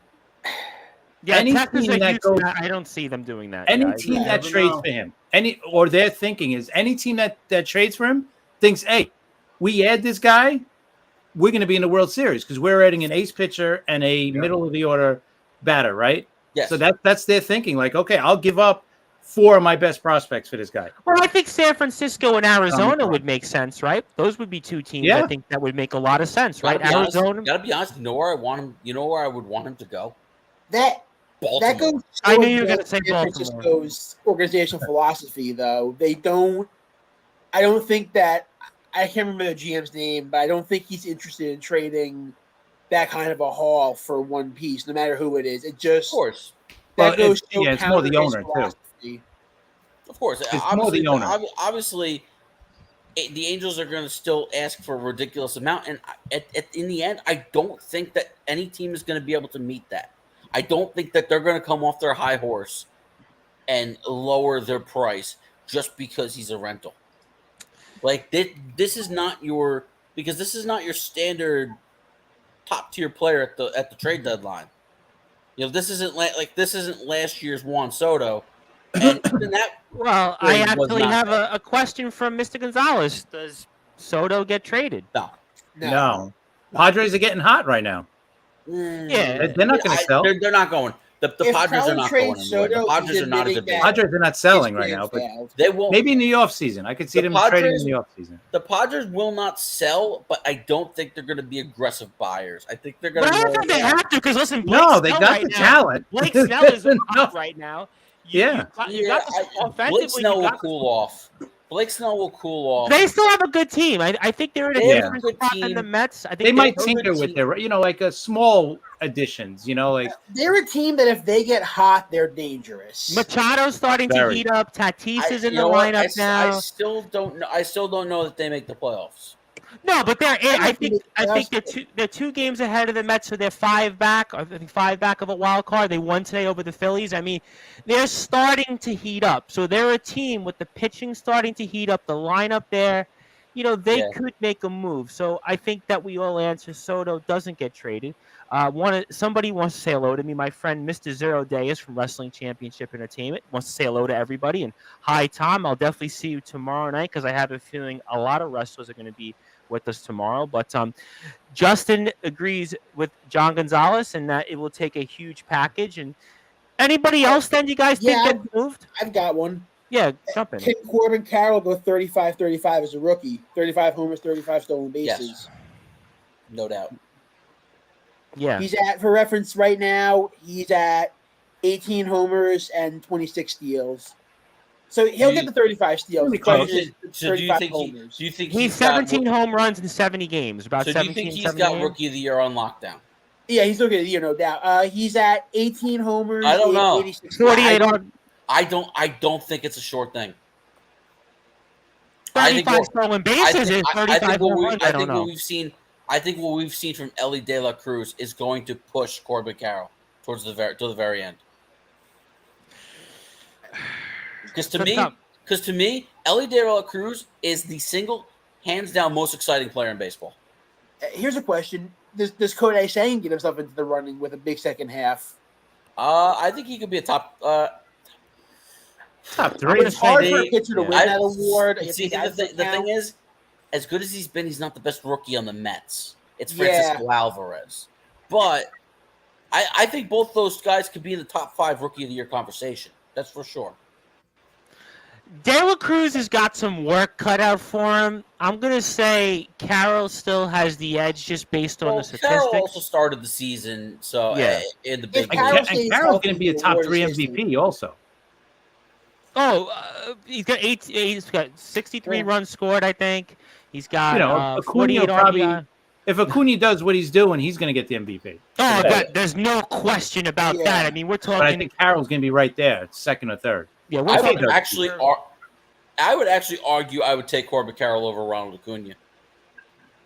Because I know he's more important to his team than Acuna. Because if you take Ronald Acuna away, Braves still in first place. Yeah, Braves still. Of course. The problem with certain guys winning MVPs is like the rest of their team is like still loaded. Like the Braves, the Braves had 8 All-Stars. Pick any one of them. Matt Olson's got 30 home runs. Yep. Sean Murphy's provided a big spark for them. Riley, Harris, they've got some big boppers. They've got they are where they are. But in theory, you're correct. But I think it's going to be hard if Acuna does what he does here and John Gonzalez. Right. He's going to be the favorite. De La Cruz is a beast. Anything for you, Brad, that you kind of think you're watching in Major League Baseball? Any story? I see your smile there. Your smile lights us up here. So anything you want to say? My smile lights us up. Interesting. Anyway, I mean, you know what lights a lot of people up? The city of Miami. I want you guys to remember that Miami has a very good baseball player in Luis Arias. We spoke about him a lot, yes. And I think, he's actually at 380 after tonight. So I am a little worried about him going south. But I'm going to keep my confidence because, I haven't really got to be very confident tonight. I'm going to keep my confidence in him, keeping that average around 385 late in the season. He's going to go against the New York Mets 6 times in the last 2 weeks, and he's going to get to 400 against the Mets because he'll get to face Dominic Leone. He'll get to face a bunch of other guys who, stink at that point because the Mets will be out of it. So I do think that he will get there, and I think Miami, who, again, I'm very confident in, is going to make the playoffs this season. I am going – I'm going to say it. Miami Marlins are going to make the playoffs. I think there's a 5% chance that Miami makes the postseason. Wow, 5%. How could you say that though? Listen, I don't think Miami is a good baseball team. Yeah, but they're 53-40 right now. I mean, what with a negative run differential? Yeah, but they're 53-40. I mean, the Vikings last year were negative. But eventually the negative run differential is going to catch up to them, and they're not going to be able to hold up. And I'll tell you another thing. Luis Arias will not bat over 350. You know what? He'll fall about 345. Hey, that wouldn't If he doesn't, surprise then me. they're definitely not making the playoffs. I don't think they are. But Brad, No one from the Central is getting a wild card spot, I don't think. I mean, maybe the Brewers, but I think they'll tail off. No, I don't. I think it's either the Brewers or Cincinnati. You could, I guess Chicago's alive, but I don't really think Chicago. The Brewers are only in the conversation because the Mets can't beat them. That's the only reason why they're there. Yeah. So that's really the only reason why. Brewers are only like a game out of the wild card right now, though. Because they beat the Mets 7 times. Well, I think they tail off, though. well, you have to imagine. Like, do we have Met games left on our schedule? Well, I have to think the wild card. Let's say you want to throw. So it's really down between Miami, either Arizona, Los Angeles, San Francisco. Throw them in technically. I personally think that the National League West can get 3 teams. I do. Arizona, I think the Giants will make a run, and I think that, and especially they'll be aggressive going to the deadline. And I think that they'll make the postseason. And for my money, I think the 3 wildcard teams are going to be Philly, Arizona, San Francisco. Take your pick on the order. I don't care. I think the Dodgers will eventually figure things out. They'll win the division, and if they don't, there'll be a wild card team, no doubt. It wouldn't surprise me if the West, those 4 teams were separated by like 7 or 8 games only at the end of the that's regular another season. thing. We're talking about the Padres too. I don't see an avenue for this holding up for Miami, especially because Sandy Alcantara is not having a great year, and eventually the rest of the rotation's going to catch up to them. Well, there's a point. Listen, Milwaukee or Cincinnati is going to get the Central. I think one of those teams, I think, is not going to be. I agree. There. That's a one. To me, that's a one team. So then you go in the East. You're looking at probably the Marlins and Phillies will compete. Then you've got in the West. I'm going to give the benefit of the doubt that those 4 teams outside of Colorado are going to be competitive, meaning the Dodgers, D-backs, Giants, and the Padres. Definitely. Padres got too much talent. They're starting to turn the corner. They're 44 and 47, so if they hit 500. Listen, and I just said I don't think San Diego's that good. I trust them much more than I do Miami down the stretch here. I don't think Miami's getting in. If you were to tell me the last 70 games of the season that San Diego plays better than Miami, I would agree with you on that. But Miami's built up a lot of capital to make up that ground. I've got San Francisco, Miami, and whichever of Arizona and LA doesn't win the division as my 3 wildcard teams. I'm gonna give LA the benefit of the doubt and say they win the division. So Arizona, Miami, and San Francisco. So you think Philly are misses? My wildcard teams. I think the Phillies missed. They don't look right. I would love that, but I think that they're gonna get. I don't trust their pitching at all. Yeah, but last year their pitching wasn't good either. Exactly. They found a way they powered themselves into a playoff spot. But now, I just think Harper's now locked into that DH role. I don't see him moving to first base at all this year. So that puts now Schwarber in the outfield, which is not a good. Going to cost him. And some Harper games. hasn't heated up yet either.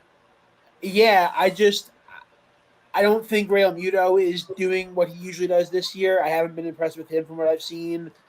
Even Schwarber feels like he's not quite catching fire at the plate the way he has in the past. Well, you can make one point though about the Phillies, and not to say I'm going to defend the Phillies as much. I mean, I know Brad's a big Philly guy, obviously, but the Phillies are in a better spot than they were last year at this time. Yeah. You could make that case, and that's why the Phillies. Well, I actually think that's a negative. I think that's a negative against the Phillies. I think the Phillies. Why is that a negative? And now I'm not being technical about it. What I'm saying is the Phillies in a better position means they're probably going to choke.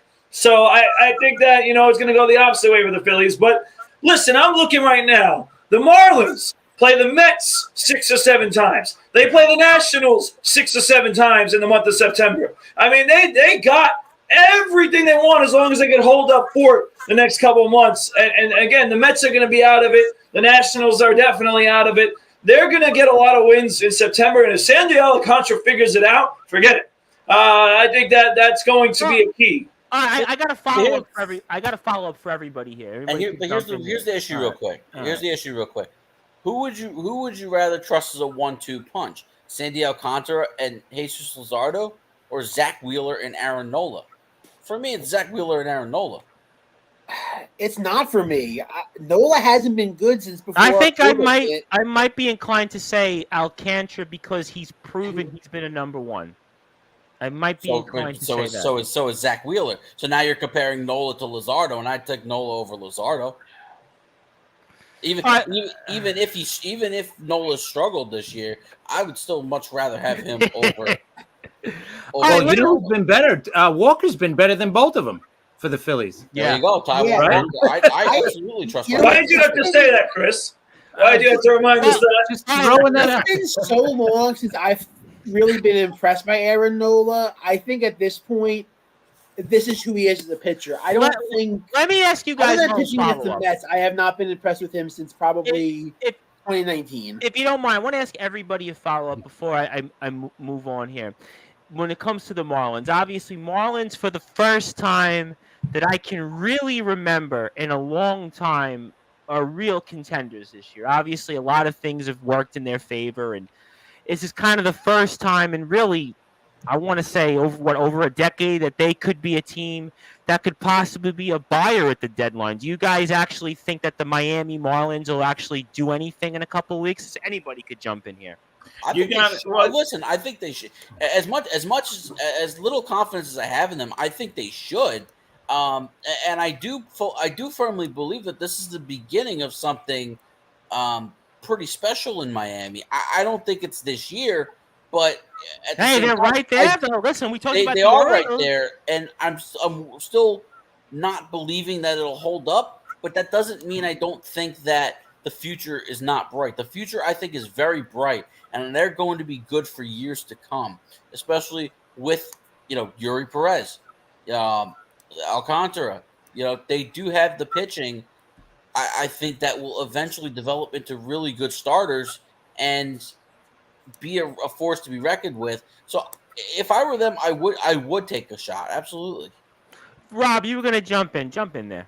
Yeah, I was just going to say, I think the Marlins have a legitimate shot, but we have to see what all these contenders in a couple of weeks are going to do at the deadline. Okay, that's going to be key. Let's see what moves are going to be made.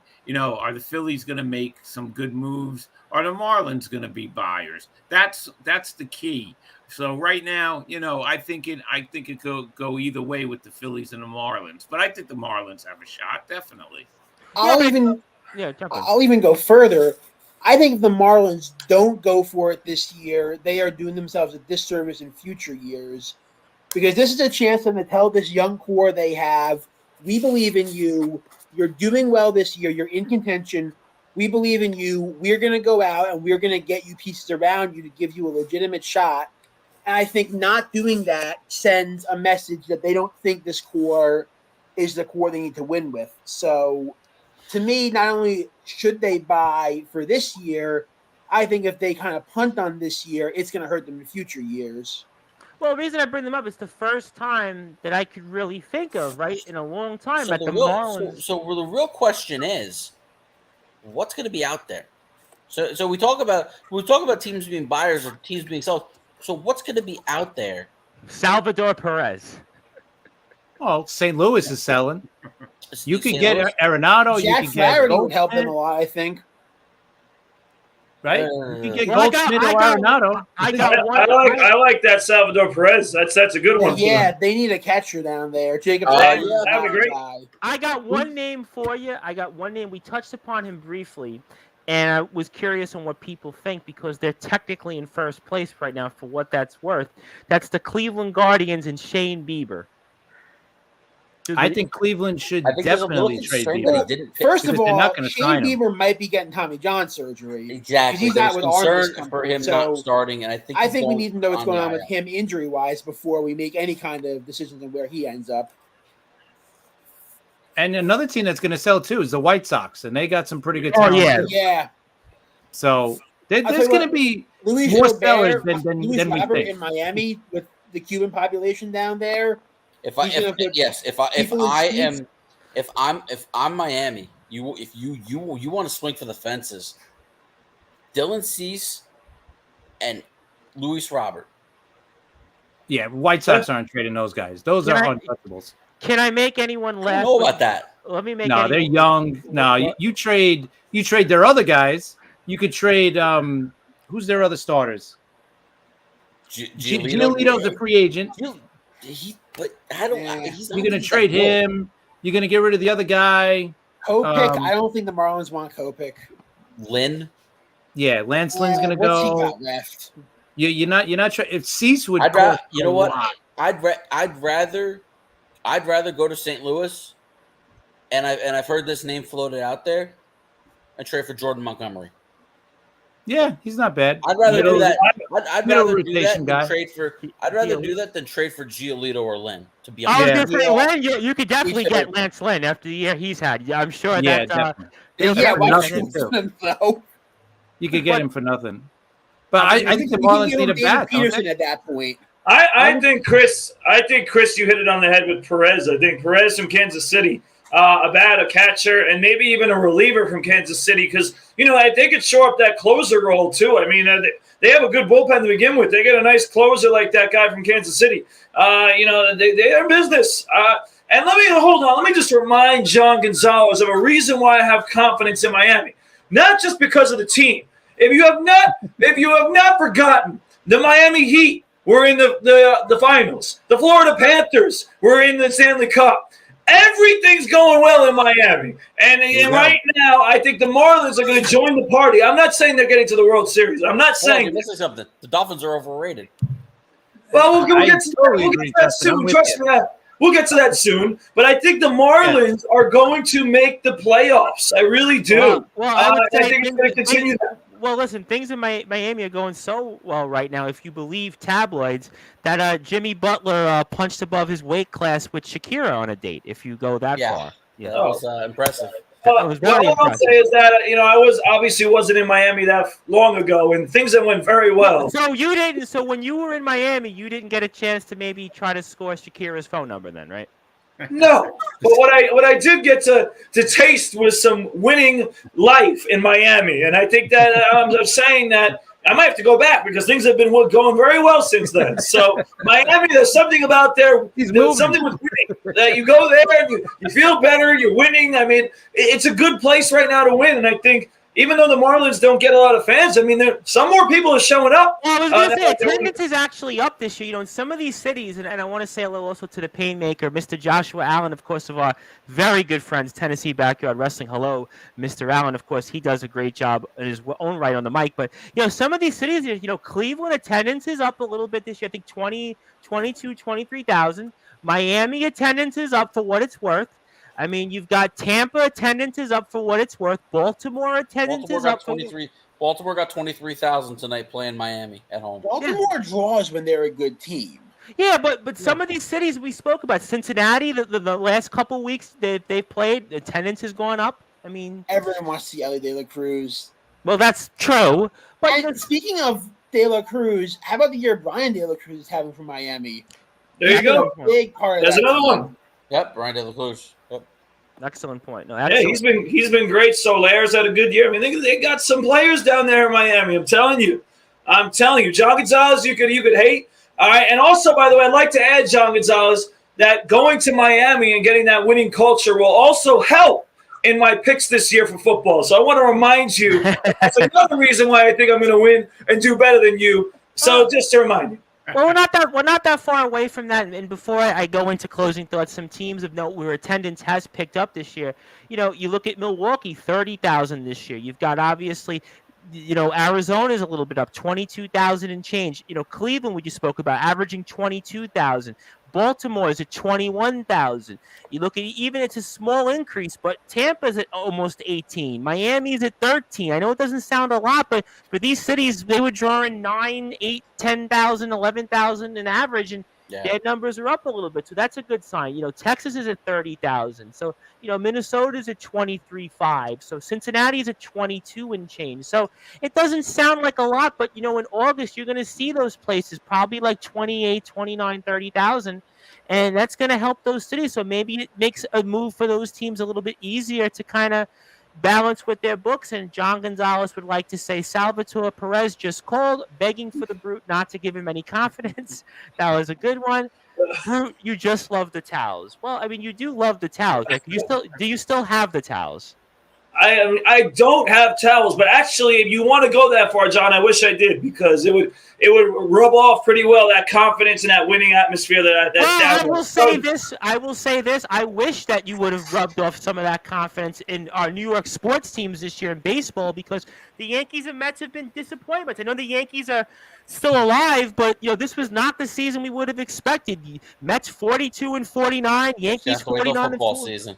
Well, I can't wait. Listen, we're not that far away. We'll get into our picks and all that good stuff, and we have games coming up certainly in August. We're not that far away. So, but all I'm going to say, Tom, is don't forget about that other team in New York that's playing. Yes, well. But if you heard what I said, I preferenced New York baseball. I know. The New York baseball teams have been big disappointments this year. It's not their year, but it's a year for another team. So we'll see. No, obviously the Liberty have definitely been fun, and I think when we were there at the game, they had a nice crowd. I know you were there Saturday. I was watching on ESPN, and before I went out and met Sheriff Steele, and they had a nice crowd. So the Liberty agreed, but certainly again, the New York baseball season has not been what we would have hoped from both teams. Come September, we're not that far away. But, we had a lot of fun tonight on Sportzwire Radio. We ran the gamut when it comes to the world of Major League Baseball. Spoke some Yankees, Mets, spoke All-Star Game, spoke trade deadline, because we'll spend a lot of time, I think, on the trade deadline coming up here over the next couple of weeks. So excited about all of that. So let's get to some closing thoughts. And Billy, I'm going to go to you first. I hope to have you back here more often. Nice to see you. And I turn it over to you, my friend. Anything else you want to plug, share, say? And the floor is yours, my friend. Yeah, thanks, Tom. Thanks, Chris. Thanks, Rob. Thanks, Brad. Thanks, Justin. Always good to be back. Guys can catch me on Twitter at WMCINE. And for closing thoughts, I saw Justin Verlander post-game very bluntly said getting blown out sucks, which I'm glad to hear. It's your fault. So I'll close with this.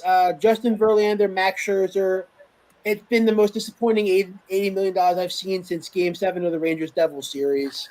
I figured Justin would but that was fun. That was fun. So no, it wasn't. What you didn't like Adam Fox getting completely taped undressed by a Palat and that goal by McLeod? I'm almost inclined to say this is more disappointing, because we still have to sit through at least another 12 more starts of these guys, and they've shown almost nothing so far. That was one game at least. Rangers Devils. I don't know, Billy. This has not been anywhere near we would have expected with these two guys. I mean, this is just I don't know much more else to say on that, but especially to the fact that Verlander and Scherzer's both ERAs are over. Well, Verlander tonight's going to be just under 4, and Scherzer's over 4 and a third. I mean, that does not say much in what we expected from these two guys. So this might be worse.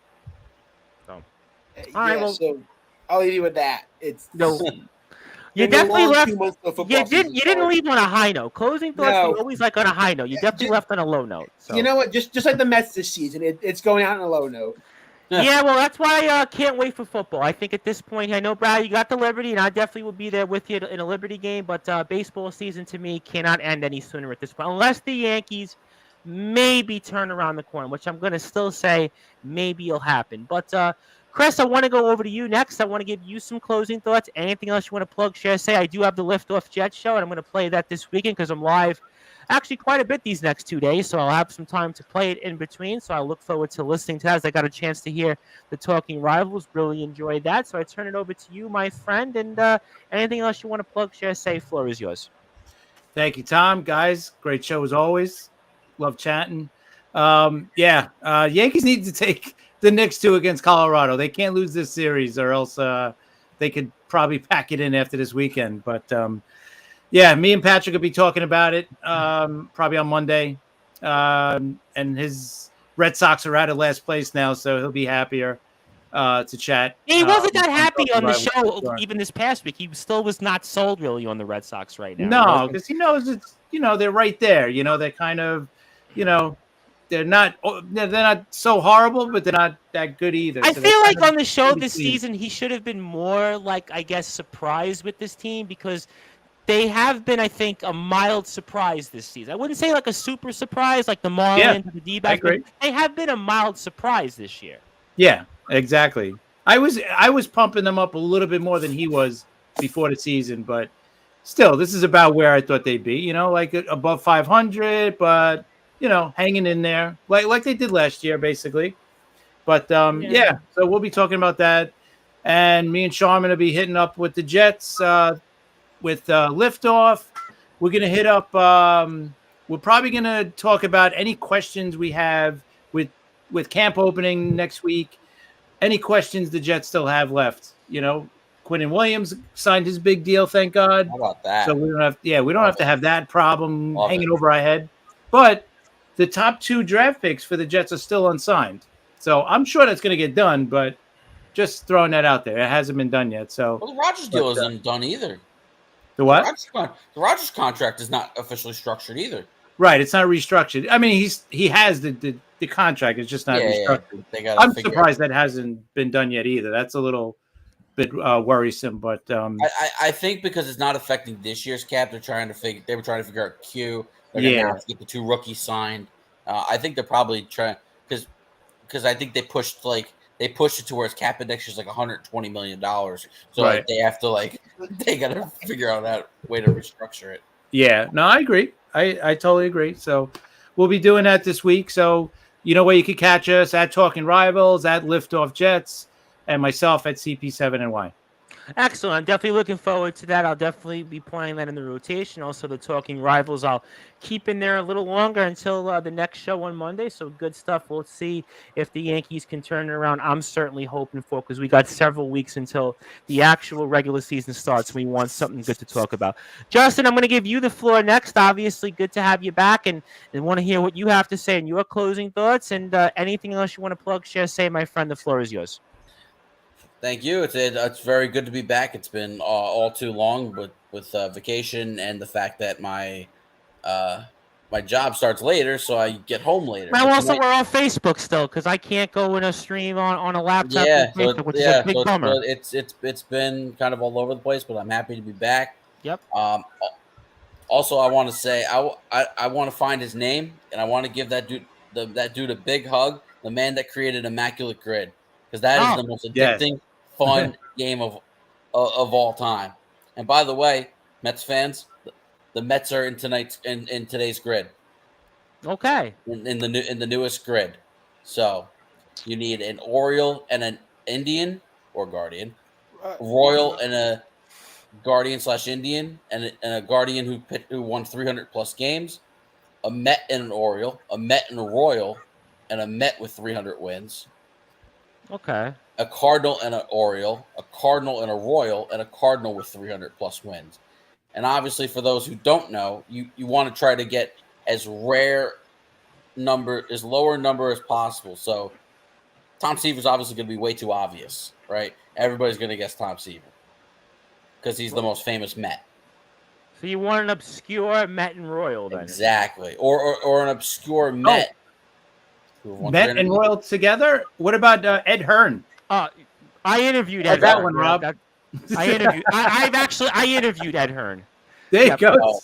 I interviewed Ed Hearn. So Ed Hearn's an interesting guy, nice guy, but he's always he's like the angry man. He's like the angry man.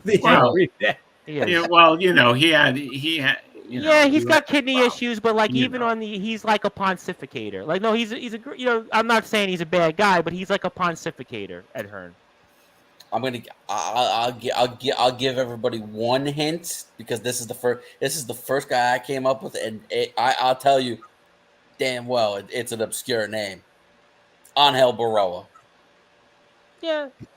He was on the Mets? I forgot. Yeah, it was awful. Yeah. And it was awful. So, but I mean, listen, that has been, that it comes out at midnight. It literally occupies me for the first half hour. And it's just a lot of fun. It's great to just wrap your read. There's actually a number of Met and Royals, actually. Kevin Appier, that was another one. There you go. That's another one. And one of the things is, and now, as of, I think it was Tuesday, Baseball Reference or Sports Reference acquired it. So now it's connected to Baseball Reference. And at the end, when you're done, there's a section where it shows how many combinations there could be, how many possible answers there could be, and then you could click show, and it'll take you to Baseball Reference to show every player that played for the Mets. Now, Immaculate Grid, is that an app? It's a website. No, you just type it in your browser on your phone or on the computer. Right. Or you follow them on Twitter, and then when they post it, just click on it. That's interesting. I might actually check that out because that sounds interesting. You can only play once a day on that device. So you can play twice if you play like once on your computer, once on your phone. The only thing I don't like about it is that you get one guess for each box. Like if you're wrong, I like that though. It's kind of a challenge. You know what though? I like that though because one miss, it's not immaculate. Yeah. Well, there's the hockey version. You can guess something multiple times. Like if you get the Cardinals Orioles wrong, you could guess it again, but you can't fill the grid. You give them a guess in a different box. Yes, exactly. Cardinals Orioles is a good one. That's another good. Oh, that's gonna be that to me. Just blindly looking at it without actually wrapping my brain around it. To me, that one I think is gonna be the toughest one.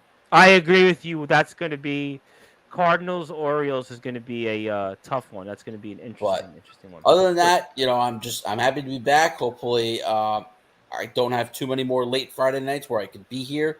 So, because I enjoy being here and I got a chance to vent on the Mets and felt like a good release. So I'm glad to hear it. I think some people have come back to the show. I appreciate that. Some people have checked us out on YouTube. So we have some new subscribers on YouTube. Yep, so as we're going towards training camp, the Jets on Hard Knocks, the Jets season upcoming, the Hall of Fame game a couple weeks away.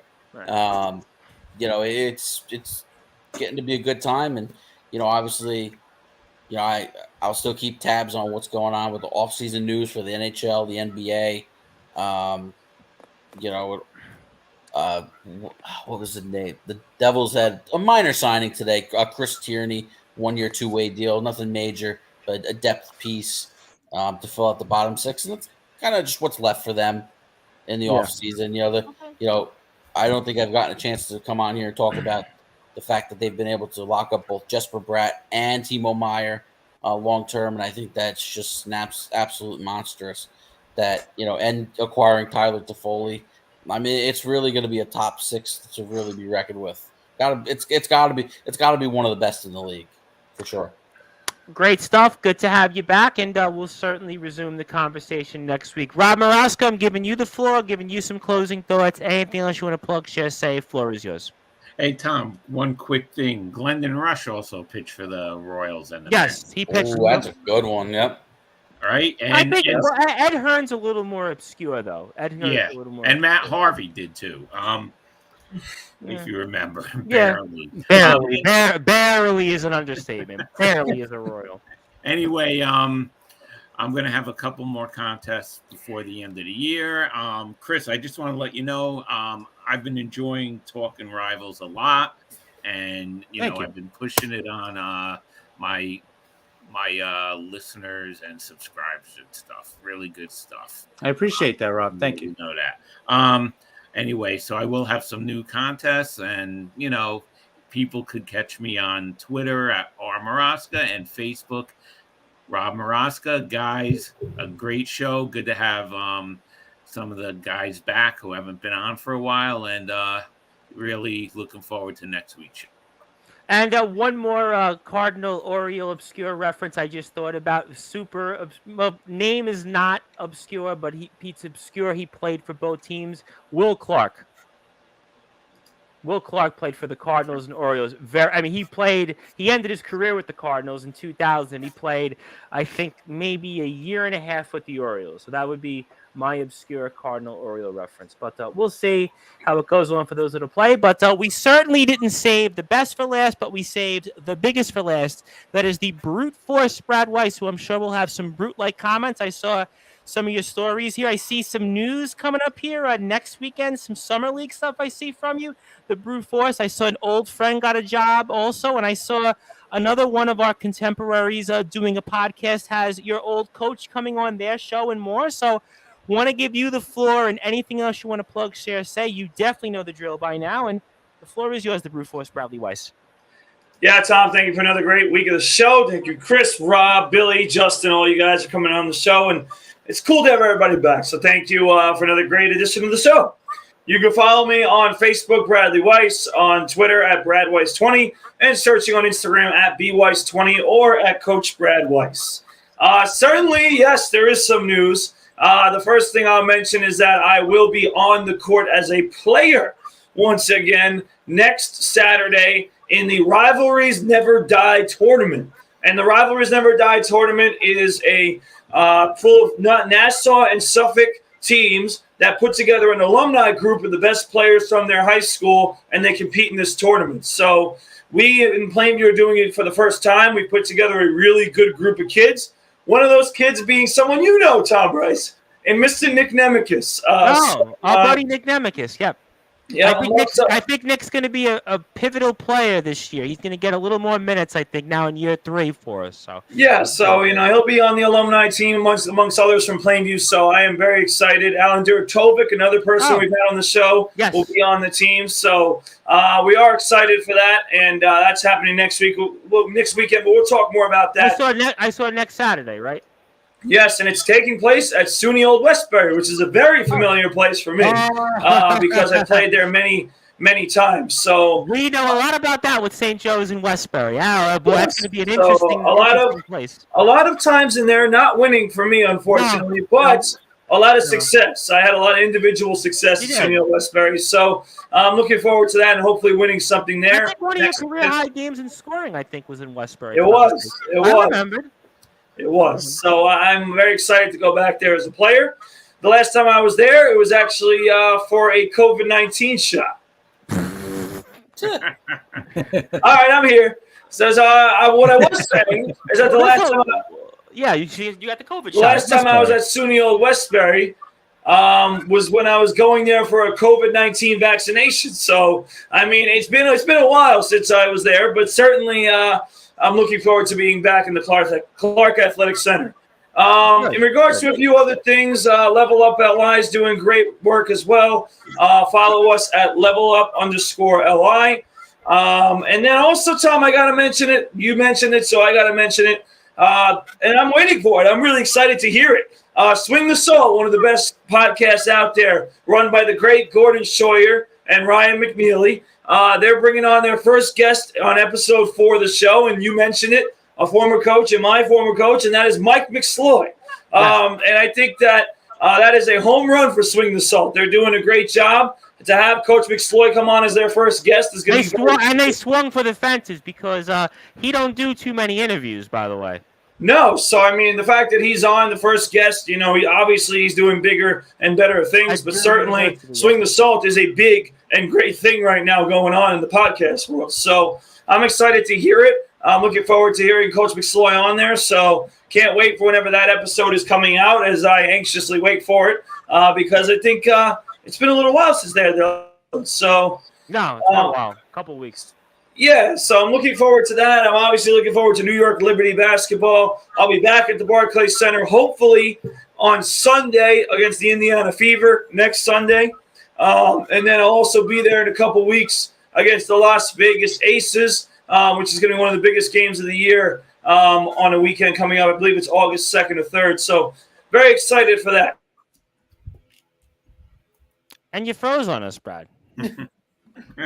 You froze in excitement to the fact that... so the computer wants to quit on me, so I guess I'll let it quit. But anyway, thank you, everybody, for a great show. I am beginning to work on the new picks pool, which we're going to have. Everybody can sign up. I'll send an invitation to everybody, and you guys could all pick. So I'm putting that together, as well as my fantasy football leagues for the year. So I'm really excited for that. So looking forward to football, just like we said, and baseball season, whatever. The New York Liberty are the team that everybody needs to be watching.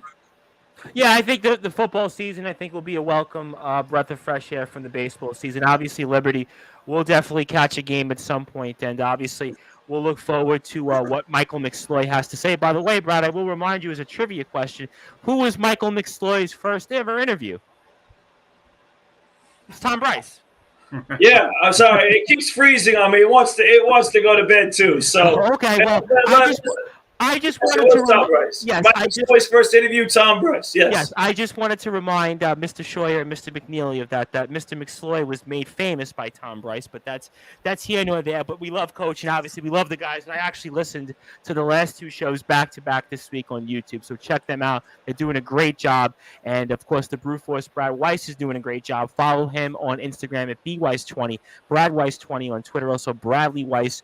He is also on Facebook as well. He's on Snapchat. He's probably going to be on Threads soon. I'm on Threads now as well. I know Chris is on there. Some other guys are on Threads. Neil Villapiano is on there. So Threads is out there. We'll see if it catches on. But great stuff, gentlemen. And we were here tonight on Sportswire Radio with the likes of Billy McInerney, Justin Gianelli of the Baseball Banter, Chris Pizzea of the Liftoff Jets and the Talking Rivals, Rob Maraska, the contest man of the Brute Force Brad Weiss of the Long Island Nets. Level Up Basketball Organization. He is 27th all-time in the history of the SJLI Golden Eagles men's basketball program in rebounds. Near the top of the list all-time in block shots. Also the head coach of our Plainview Boys JV basketball team. Also, he is returning to the court next weekend with the likes of some friends on Sportswire Radio like Alan Duratovic and also Nick Nemekis. Very excited to see Nick Nemekis out there. And my name again is the Reverend Tom Bryson. If you're on sportnarium.com/player, you're going to go back to music, and then throughout the rest of the evening, we'll have all of our usual shows on here. You can catch them. I'll be back here tonight, 10 p.m. Eastern Time, with the real deal Anthony Steele and several guests. And Sunday, I'll be on with legendary Backyard Wrestling's The Wilster, and then to follow that, C2K from RWA and more. So thank you, everybody here, for tuning in on Sports by Radio. Enjoy your weekend. Stay safe. Stay cool. And we'll be back here next Friday with the guys on the number one global radio station that is Sports Wire Radio. Good night, good morning, good afternoon, wherever you are.